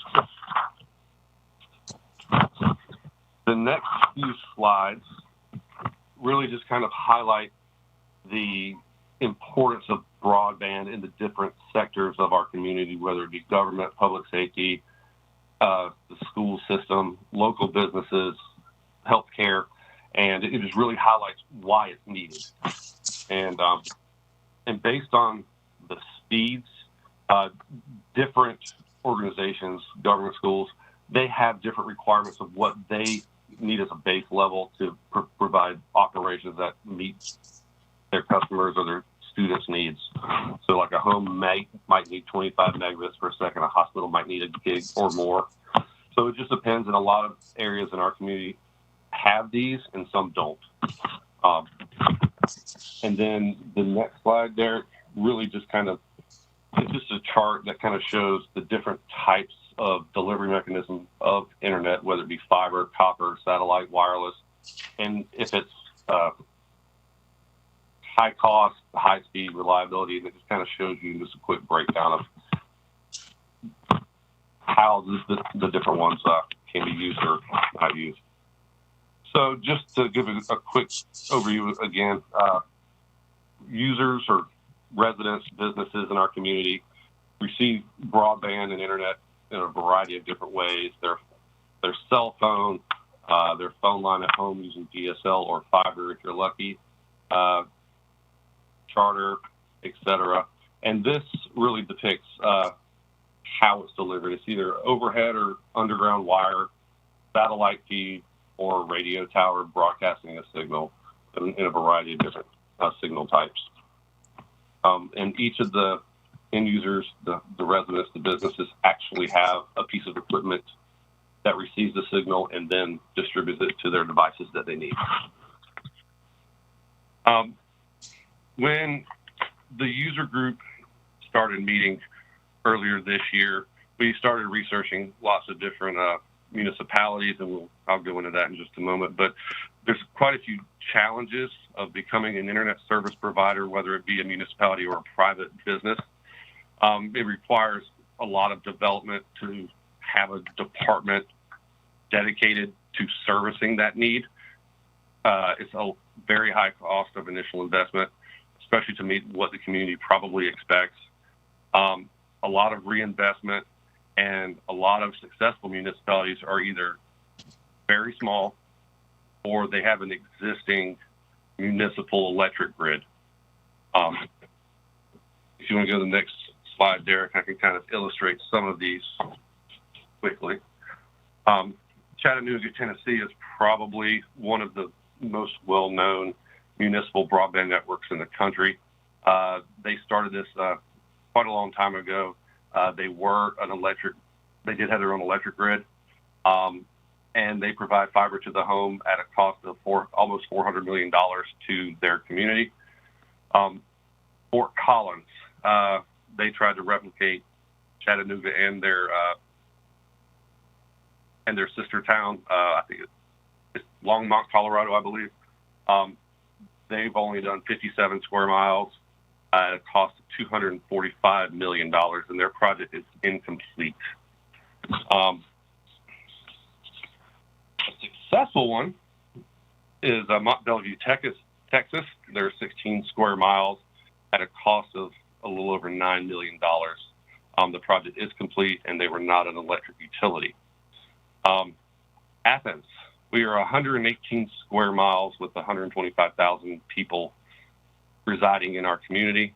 At this point, the project is technically undefined, but a few things that we do know for sure is that fiber costs at least $35,000 to $50,000 per mile without contingencies. Contingencies are natural impediments such as granite, rock, and things like that have to be bored through to extend fiber service throughout our community. We actually have 841 miles of paved roads, so just doing the math, bare minimum, just to run fiber, not the equipment, would be $43.3 million. And we do have a water department, but we do not have a municipal electric utility to leverage. I spoke earlier about, I think we missed a slide, Derek, or two. No, we didn't. My apologies. You can go ahead. We always knew about Oconee County and how they use their SPLOST project to partner with an internet service provider called Point Broadband. Their idea was to create an 80-mile countywide fiber ring to serve as a backbone. They were leveraging $4.5 million of SPLOST funding. However, this project, I believe, has ceased in the last few days. We don't have any information at this time as to what happened with that, but I'm sure that there is a story that we will tell in the future. As I alluded to earlier, broadband is needed in this community. There are pockets where areas are unserved, but in this definition from the Department of Commerce, Georgia Office of Broadband, really means if less than 80% of the locations within a census block are not delivered broadband, it's considered considered unserved. So there's a lot of areas where less than 80% are unserved. However, I know that there's probably a few of your constituents who have reached out to you over the years saying, I can't get internet in my community. And if you look at their census block, it says that they are served. However, around the corner by their house, there's nothing for them to have. So this is rather accurate. However, it is not all encompassing. So how do we address our needs? Well, we need to figure out if we're going to do wireless, fiber, hybrid, cellular, and that's a very, very large undertaking. So we're looking for some outside help for that, because really 85 to 90% of the cost to deliver broadband to a resident or a business is that last mile of infrastructure. It's one thing to have the backbone to kind of manage the entire networking and send the signal all the way across the county, but delivering it into people's homes, into businesses, is where the bulk of the cost comes. So to leverage the funds that are available through the SPLOST fund, it seems a little low. So we have some concerns. What's the best and current suggested long-term technology? So we need a consultant to help guide us through that so we can maximize our investment in the future and address all the different needs that we have in this community. There's, I'm sure, a laundry list that you know of off the top of your head, and we have on our papers that we want to address too. So the user group identified that we need to seek professional expertise to map this out so we can come to you with a full project in the future. So we're proposing an alternative analysis statement where we research and establish these different avenues to address these following impacts that I'm sure that you've read. But really, at the end of the day, we want to address as many as we can and maximize our investment. The project budget through SPLOST funding was $6.33 million. And then the designations are sure to change as we move forward. As Manager Williams mentioned, there are options for additional funding. The most pressing that we have is a deadline through the state of Georgia's Office of the Governor to submit an application to them by the 31st of August. SPLOST funds can be used as part of the application process to allow for matching funds. So we'd like to present that to you next week so you can authorize us to submit the application to the state fiscal recovery program. And with that, I'm going to turn it over to Derek to kind of wrap us up before we get any questions. Thank you, Travis. Yes, just as you see the next steps, we definitely need the authority to complete the application and get it submitted by the end of the month to be eligible for that $300 million consideration. And if part of that is if there's any guidance or thought process that the Mayor Commission would have on our alternative analysis statement, we'd love to hear so we can put that information into the RFQ to select to reach out to those professional industries firms to get that information to let them know really where we stand and what we're trying to do. And with that said, after the selection of that firm, depending on cost, that contract may or may not have to come back to the Mayor and Commission for your authority. But upon that, or after that effort is completed, then we would definitely bring back what we consider project concept options and a formal recommendation of how to move forward for the Mayor and Commission approval. And with that, we will end the presentation and open the floor for any questions. Thanks, Mr. Doster. Any commissioners have any questions about this grant application and the process of selecting this telecommunication firm? I had a question briefly. My understanding is that in the infrastructure bill that passed in the Senate, maybe even today, there may be like $100 million for rural broadband coming to Georgia broadly, to be spread out across the state. I wonder if anyone had yet taken a look at some of the details of that bill to see how it might interface with what we are already working on with regards to broadband. Anybody have any input on state laws passed on rural broadband and how that might intersect here?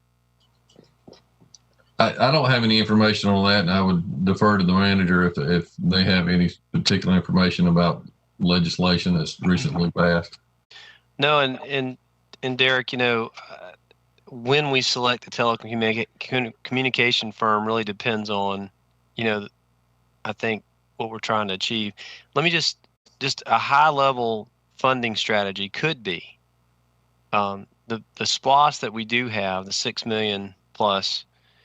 We might try and leverage both the state funds or rescue plan funds, whether it be through the allocation we've already received or the infrastructure bill. I just don't know enough, Commissioner Parker, about what got passed today.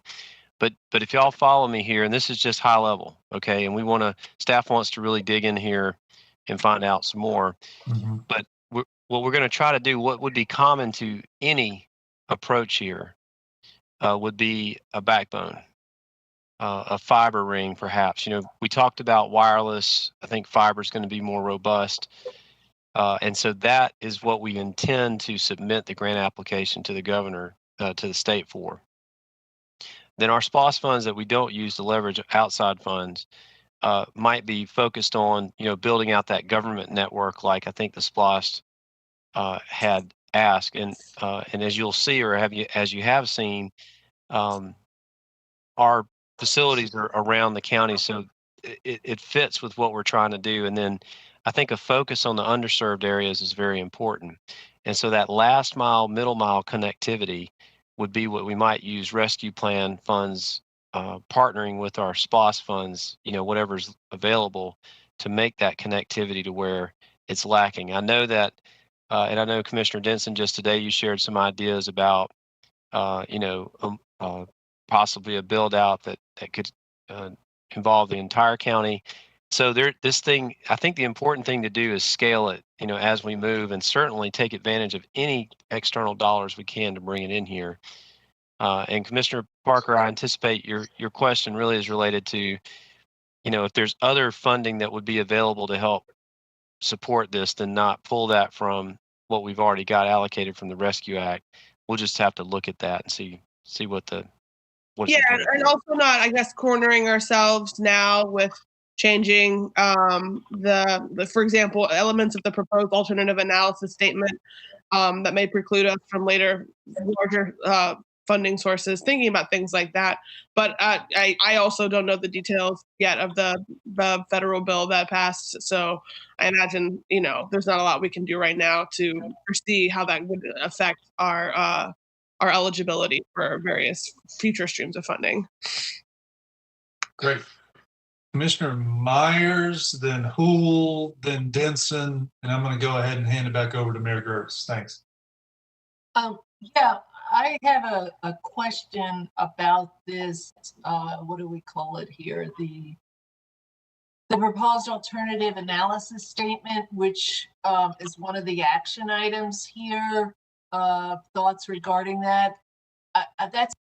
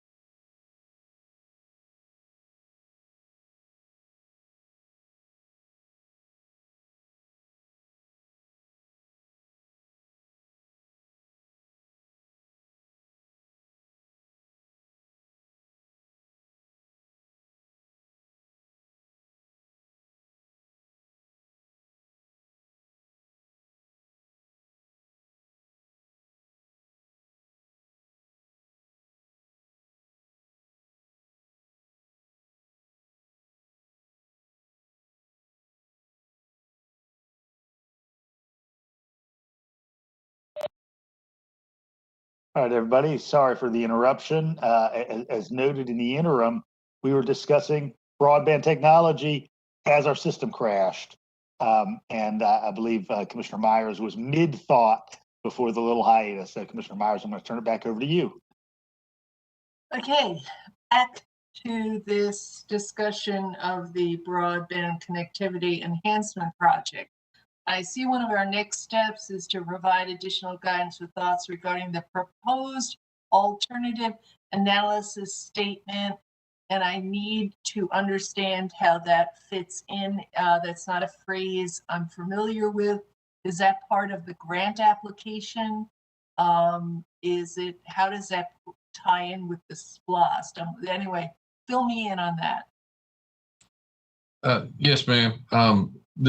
The phraseology, if you would, we knew we weren't really at the point of the project that we would normally bring a project concept to you and have several alternatives, identify those alternatives, have a better cost analysis to go with those, and make a formal recommendation to allow y'all to pick and say, this is the methodology or this is the project we are moving forward with. What we did want to do is at least establish some sort of information that we knew we could take to the professional industry personnel and firms and say, these are the things that we're looking for guidance on. So what we were trying to share with is kind of like a pre-project concept, if you would. What we were really trying to identify is areas that we knew we needed to work on, areas that we wanted to expand information with, and be able to share that with potential vendors to kind of lay the groundwork of the items that we wanted that we needed help exploring, if that helps. That does help, Derek. What I would like to see is the residents of ACC moved up higher than the last thing down here, either first or second in this statement. And so this statement really is it's going into a little more depth than the SPLOST project statement. In terms of some of these things, I assume the project, like if I look under improved and more efficient government functions, are these examples? Are we limiting ourselves to that? Like expand opportunities for public safety camera systems. That's more specific. That's not in the SPLOST project. It's right.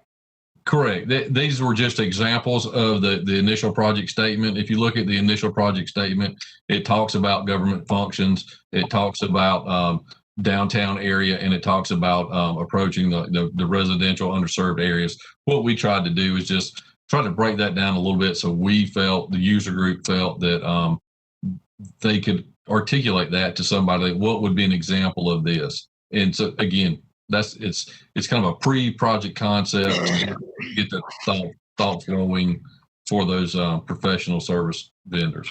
And so this was developed by the user group then? Yes, ma'am.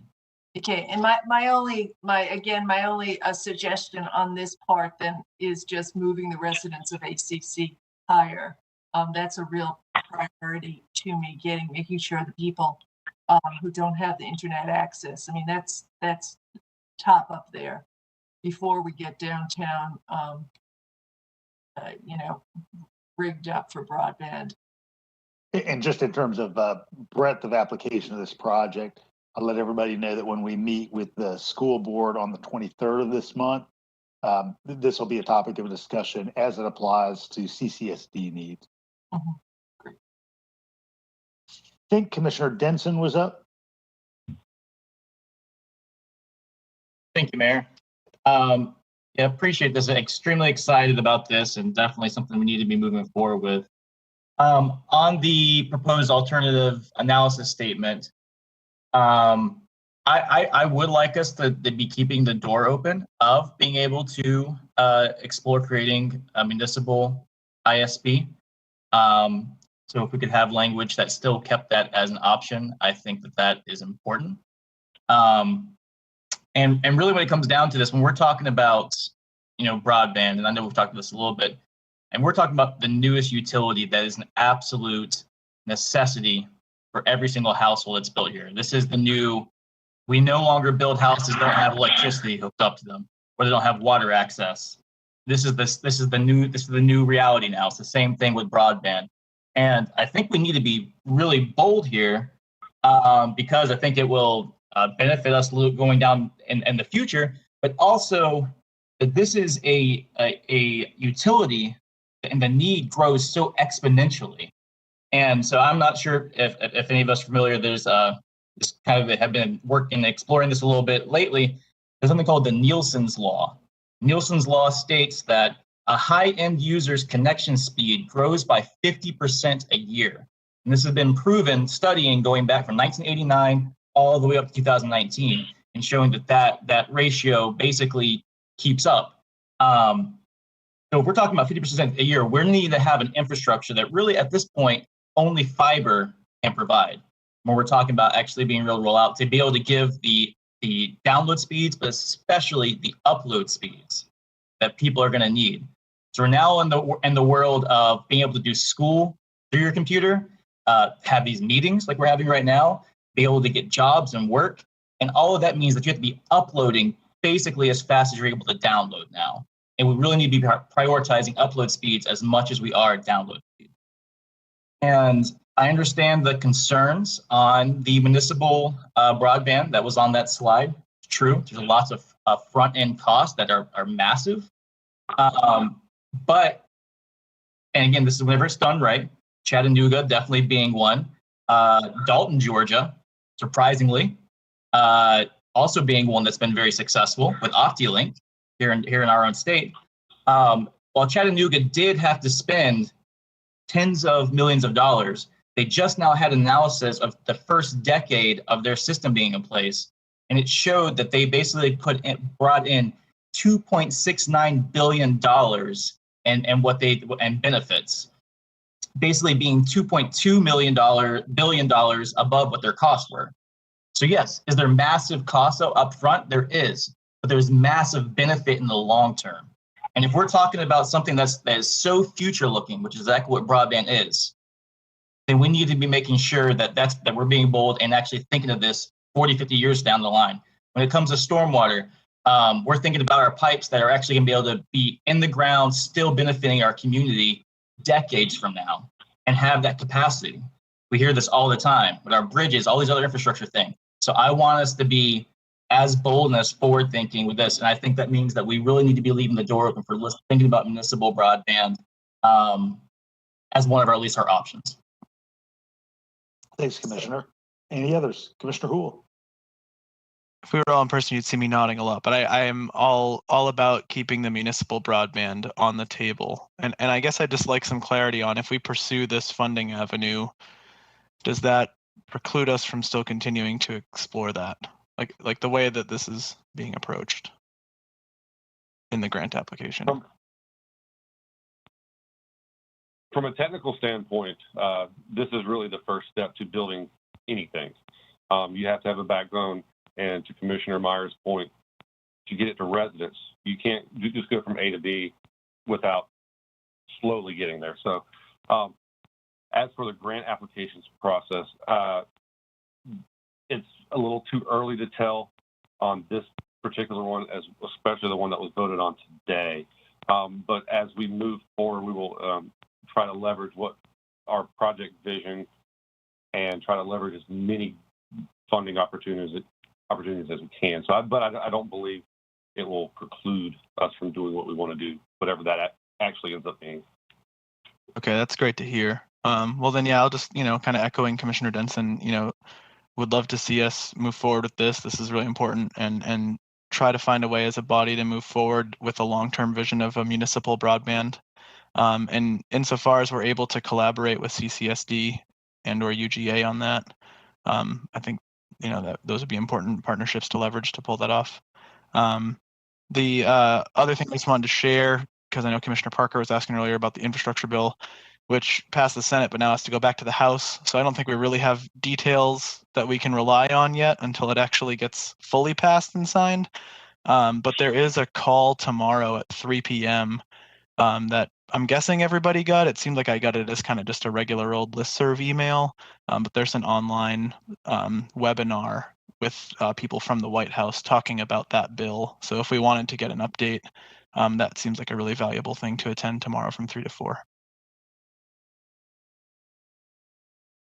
Commissioner Link. Yes.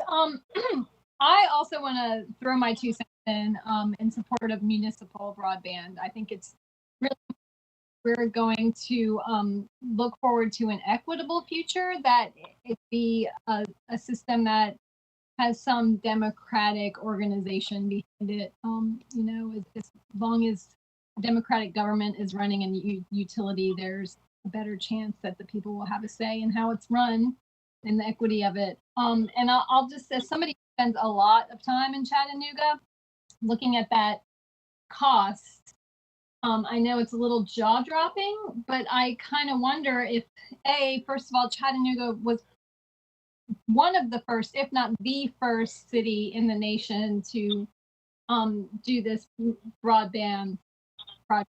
And also Chattanooga is a very, very urbanized area. You know, large, sprawled out urban area with several interstates crossing through, old railways going through it, a river, lots of high-rise buildings. You know, I kind of wonder if that didn't back up the cost for that city quite a bit, as well as the fact that they were doing it early on before costs kind of stabilized.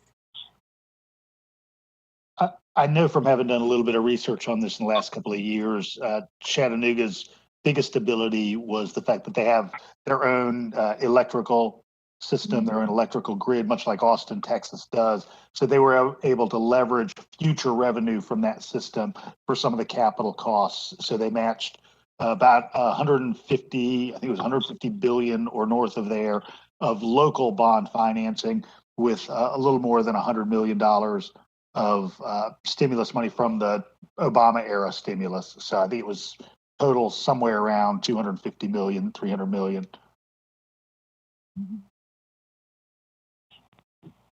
Other questions for Travis? All right, everybody.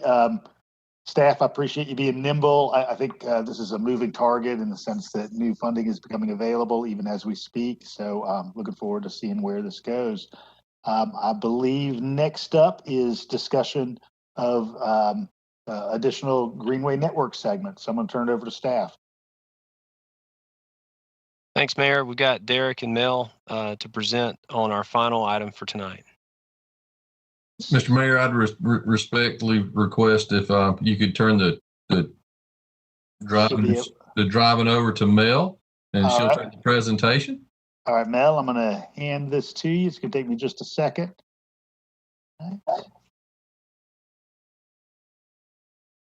All right, it's happening now. You should be able to be a presenter now. There we go.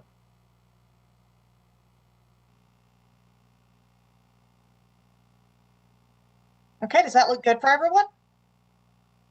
Excellent. Let's get rolling. Of course, we're saving the best for last, right?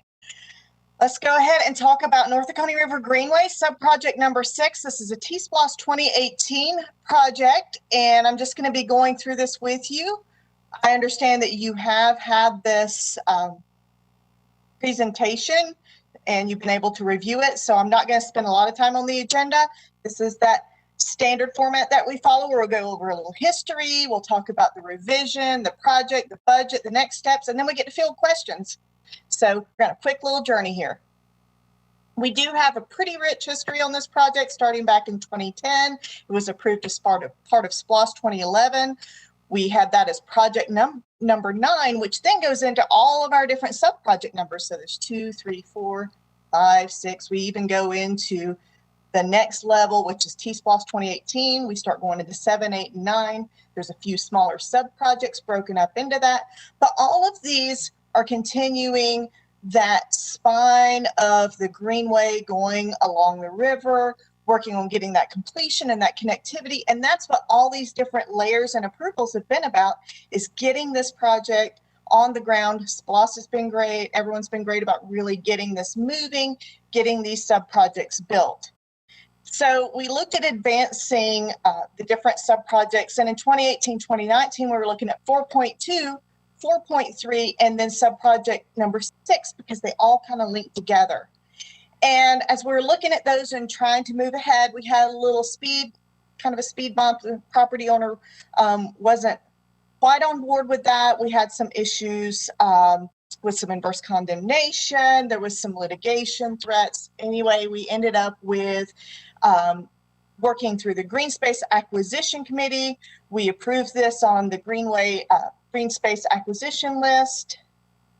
And then we were able to expand just from Greenway easements to the full tract to look at this whole idea of this area of opportunity, that we could really make something nice with this property as part of this acquisition.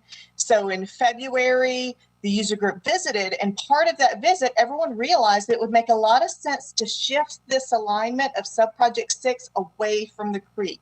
And that gives a really great benefit for the project environmentally because it reduces grading. It provides more tree canopy. We're not cutting as many trees to get through here. And so we really wanted to protect Carrs Creek and reduce that substantial grading and retain the tree canopy. And so the user group did approve that revision for the preliminary plans. And now we're here at the work session to talk to you about the recommended approval and the possibility of moving forward to the bid and award phase as this project develops. So you heard me rattle off all these different sub-project numbers, and it's really hard to picture all of this, but this is a great overview map that shows you kind of what we're looking at as far as this connectivity goes. If you look at the red, you'll see that's Firefly Trail. Look at what a cool nexus that is there with Dudley Park. You've got the Greenway tying in. You've got these connectors that we're looking at, going through. You've got the original section of Greenway kind of following along MLK. You've got the sections going through Dudley Park. You've got those Firefly connectors, the connection downtown. We've got so many great things going on. We've got the upcoming Oconee Hill Cemetery connection, which is very exciting. And with that happening, as you move on down the river, and you'll notice as you move to the right, you'll see these dashed lines, which are these different pieces that come together to form the piece we're talking about.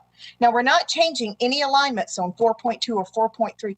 We're just looking at tweaking 6 again to move it away from the creek and provide that higher level of protection. So you can see we're retaining in this more detailed map that original alignment that you've already approved for subproject 4.2. We've moved away from Carrs Creek, again, reducing those stream buffer incursions. We've got some bonus, saving that canopy, but also we could provide a natural surface trail that's less invasive to allow people to kind of experience that area that is down closer to the creek. So it's more of a sensitive touch. So that's something we could do. Again, reducing the grading, retaining that tree canopy. And then we're talking about that economic zone and future development, that adjusts the trail to better connect with that. And we're looking at the idea of possibly having in the future a park and ride trailhead amenity. That's one of the alternates or bid alternates that we have as part of this project.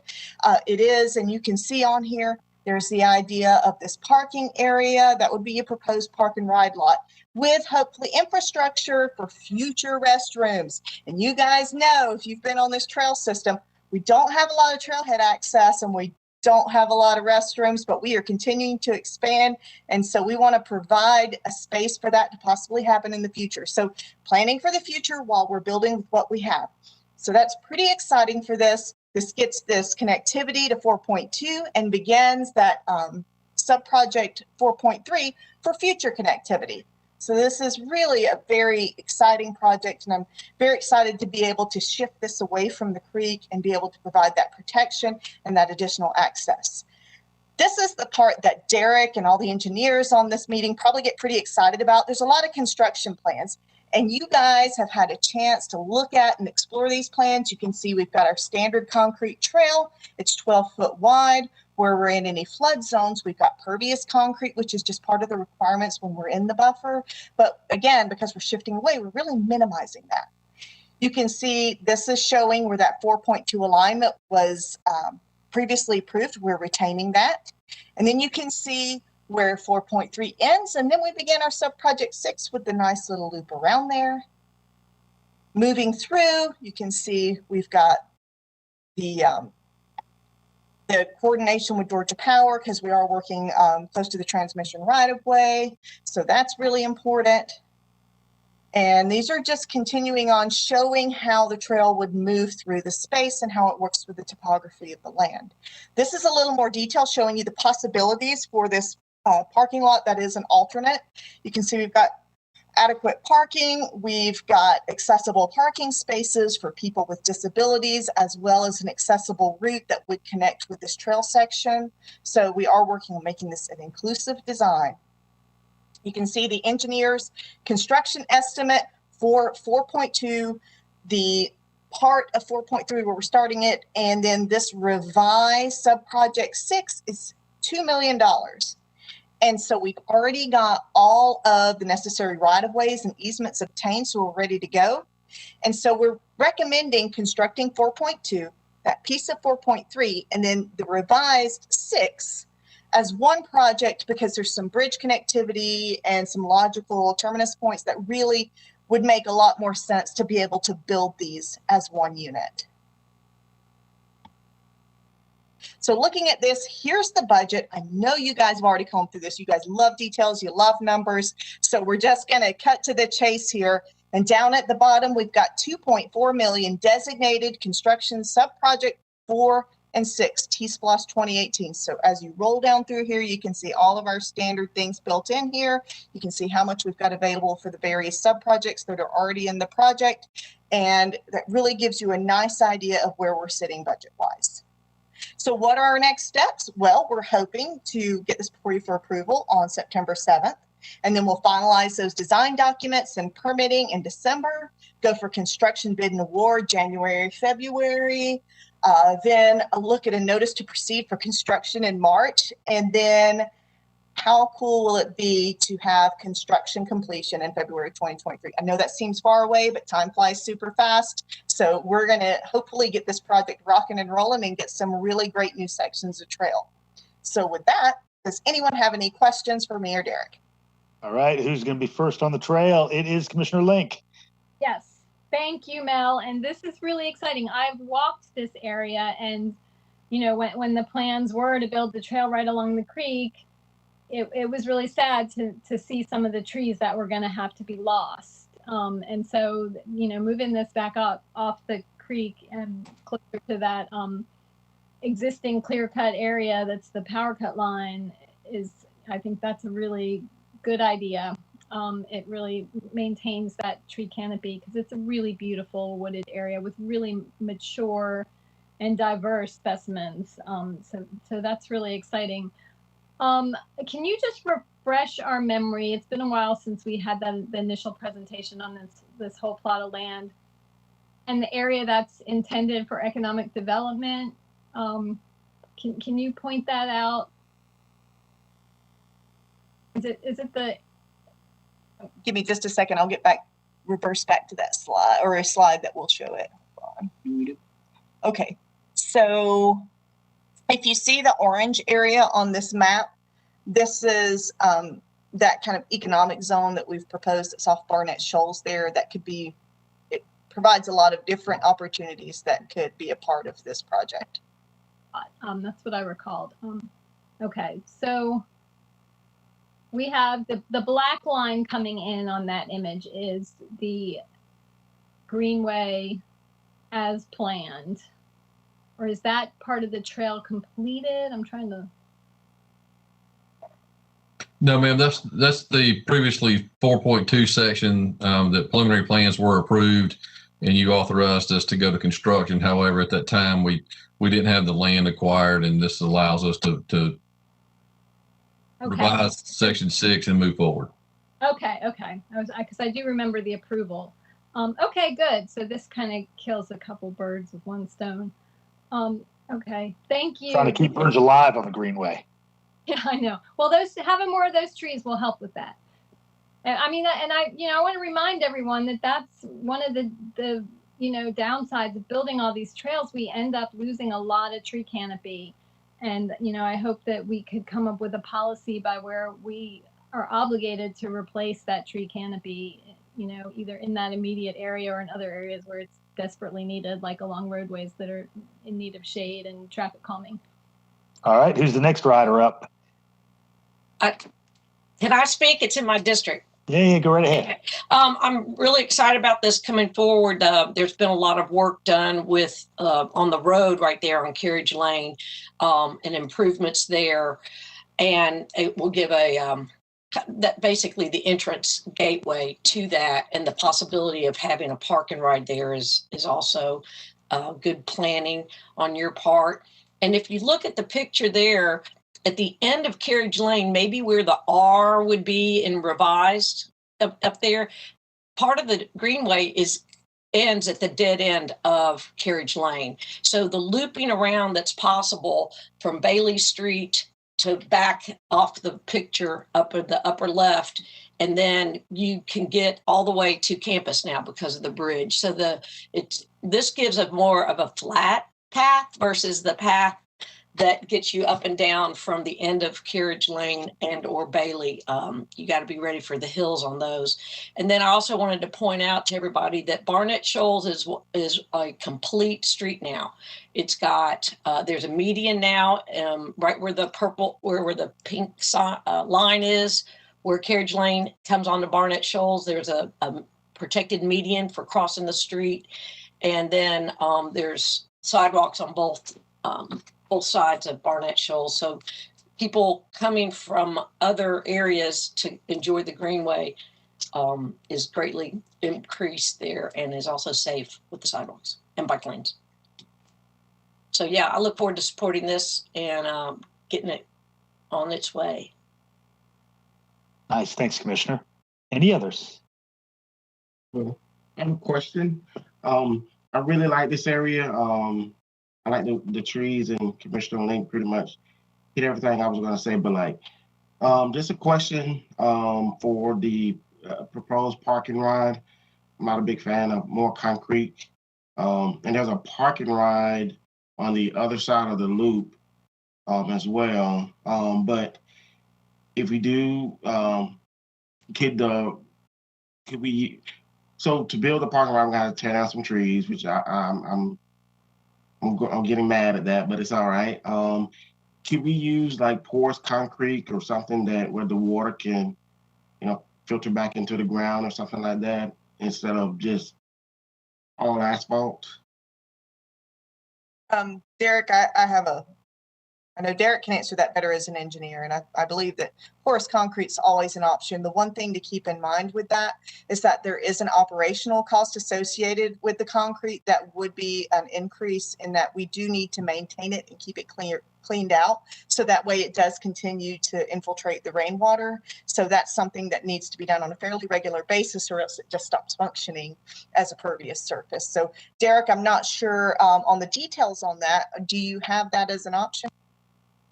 It's not currently listed as an option, but it's something we can mature and possibly use that as a bid alternative to look at what kind of cost that would be as we move forward.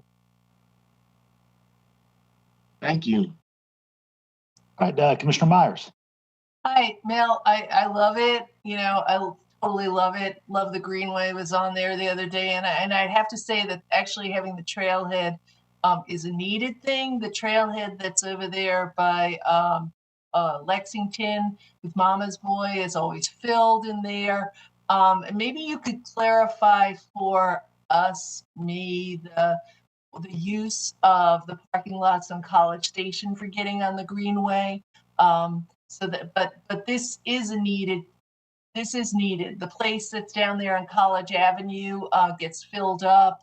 I was on the Greenway the other day. There's a lot of people using it. So the question I have is a clarification on the public use of the parking lot that's off of College Station for entrance onto the Greenway. And then also, did I hear you saying that there'd be a little like walking trail close by the water in here? That is a possibility that we could do, a kind of a parallel natural surface trail that would follow the original alignment, that gives people a little more of an immersive experience if they'd like to check that out. That's something we could consider or look into. And then as far as the College Station parking lot goes, that is a University of Georgia parking area, which has their parking limitations on it. So it does, I believe you can use the lot after hours and on weekends, but maybe not on game day weekends. I'm not, that parking lot does have function there. So there are limitations to using that as a trailhead based on it's not really in our operational purview or limitation. And Mel, what do you think the distance is here between the where the Greenway would be and the river? I mean, I can't, like, how much are we moving it over from the red to the green? Is that 50 feet or? It looks like it's kind of going between maybe 50, 75 feet over is what I'm estimating, just based on looking at, you know, at the map and then comparing with the layout. Right. And right now we don't have any, we're not putting any fencing over there. So that would, if we develop that spot, if there's any housing in there or anything else, we could create access over to that from the back of whatever this is developed in that economic development area. That's still an option. Well, and that's also something that has been discussed by the Greenway Commission, I know, in looking at, you know, what are the best ways to connect and how do we have those, you know, groups and areas and residential developments that are interested in plugging in, kind of developing those standards and making sure that we're getting those plugging in at logical points and in a way that's easy to maintain and doesn't create any safety hazards for trail users or for the community. So yes, that is something we can do. Thanks for your very precise and spirited explanation of this all as well. All right, anyone else?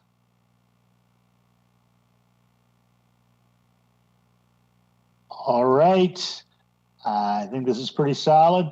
Excited to have another segment to ride along. Look forward to joining y'all out there. All right, Manager Williams, anything else this evening? No, Mayor, thank you very much for y'all's attention tonight. All right, everybody, we will see you Thursday. Be safe out there, okay? Talk to you soon.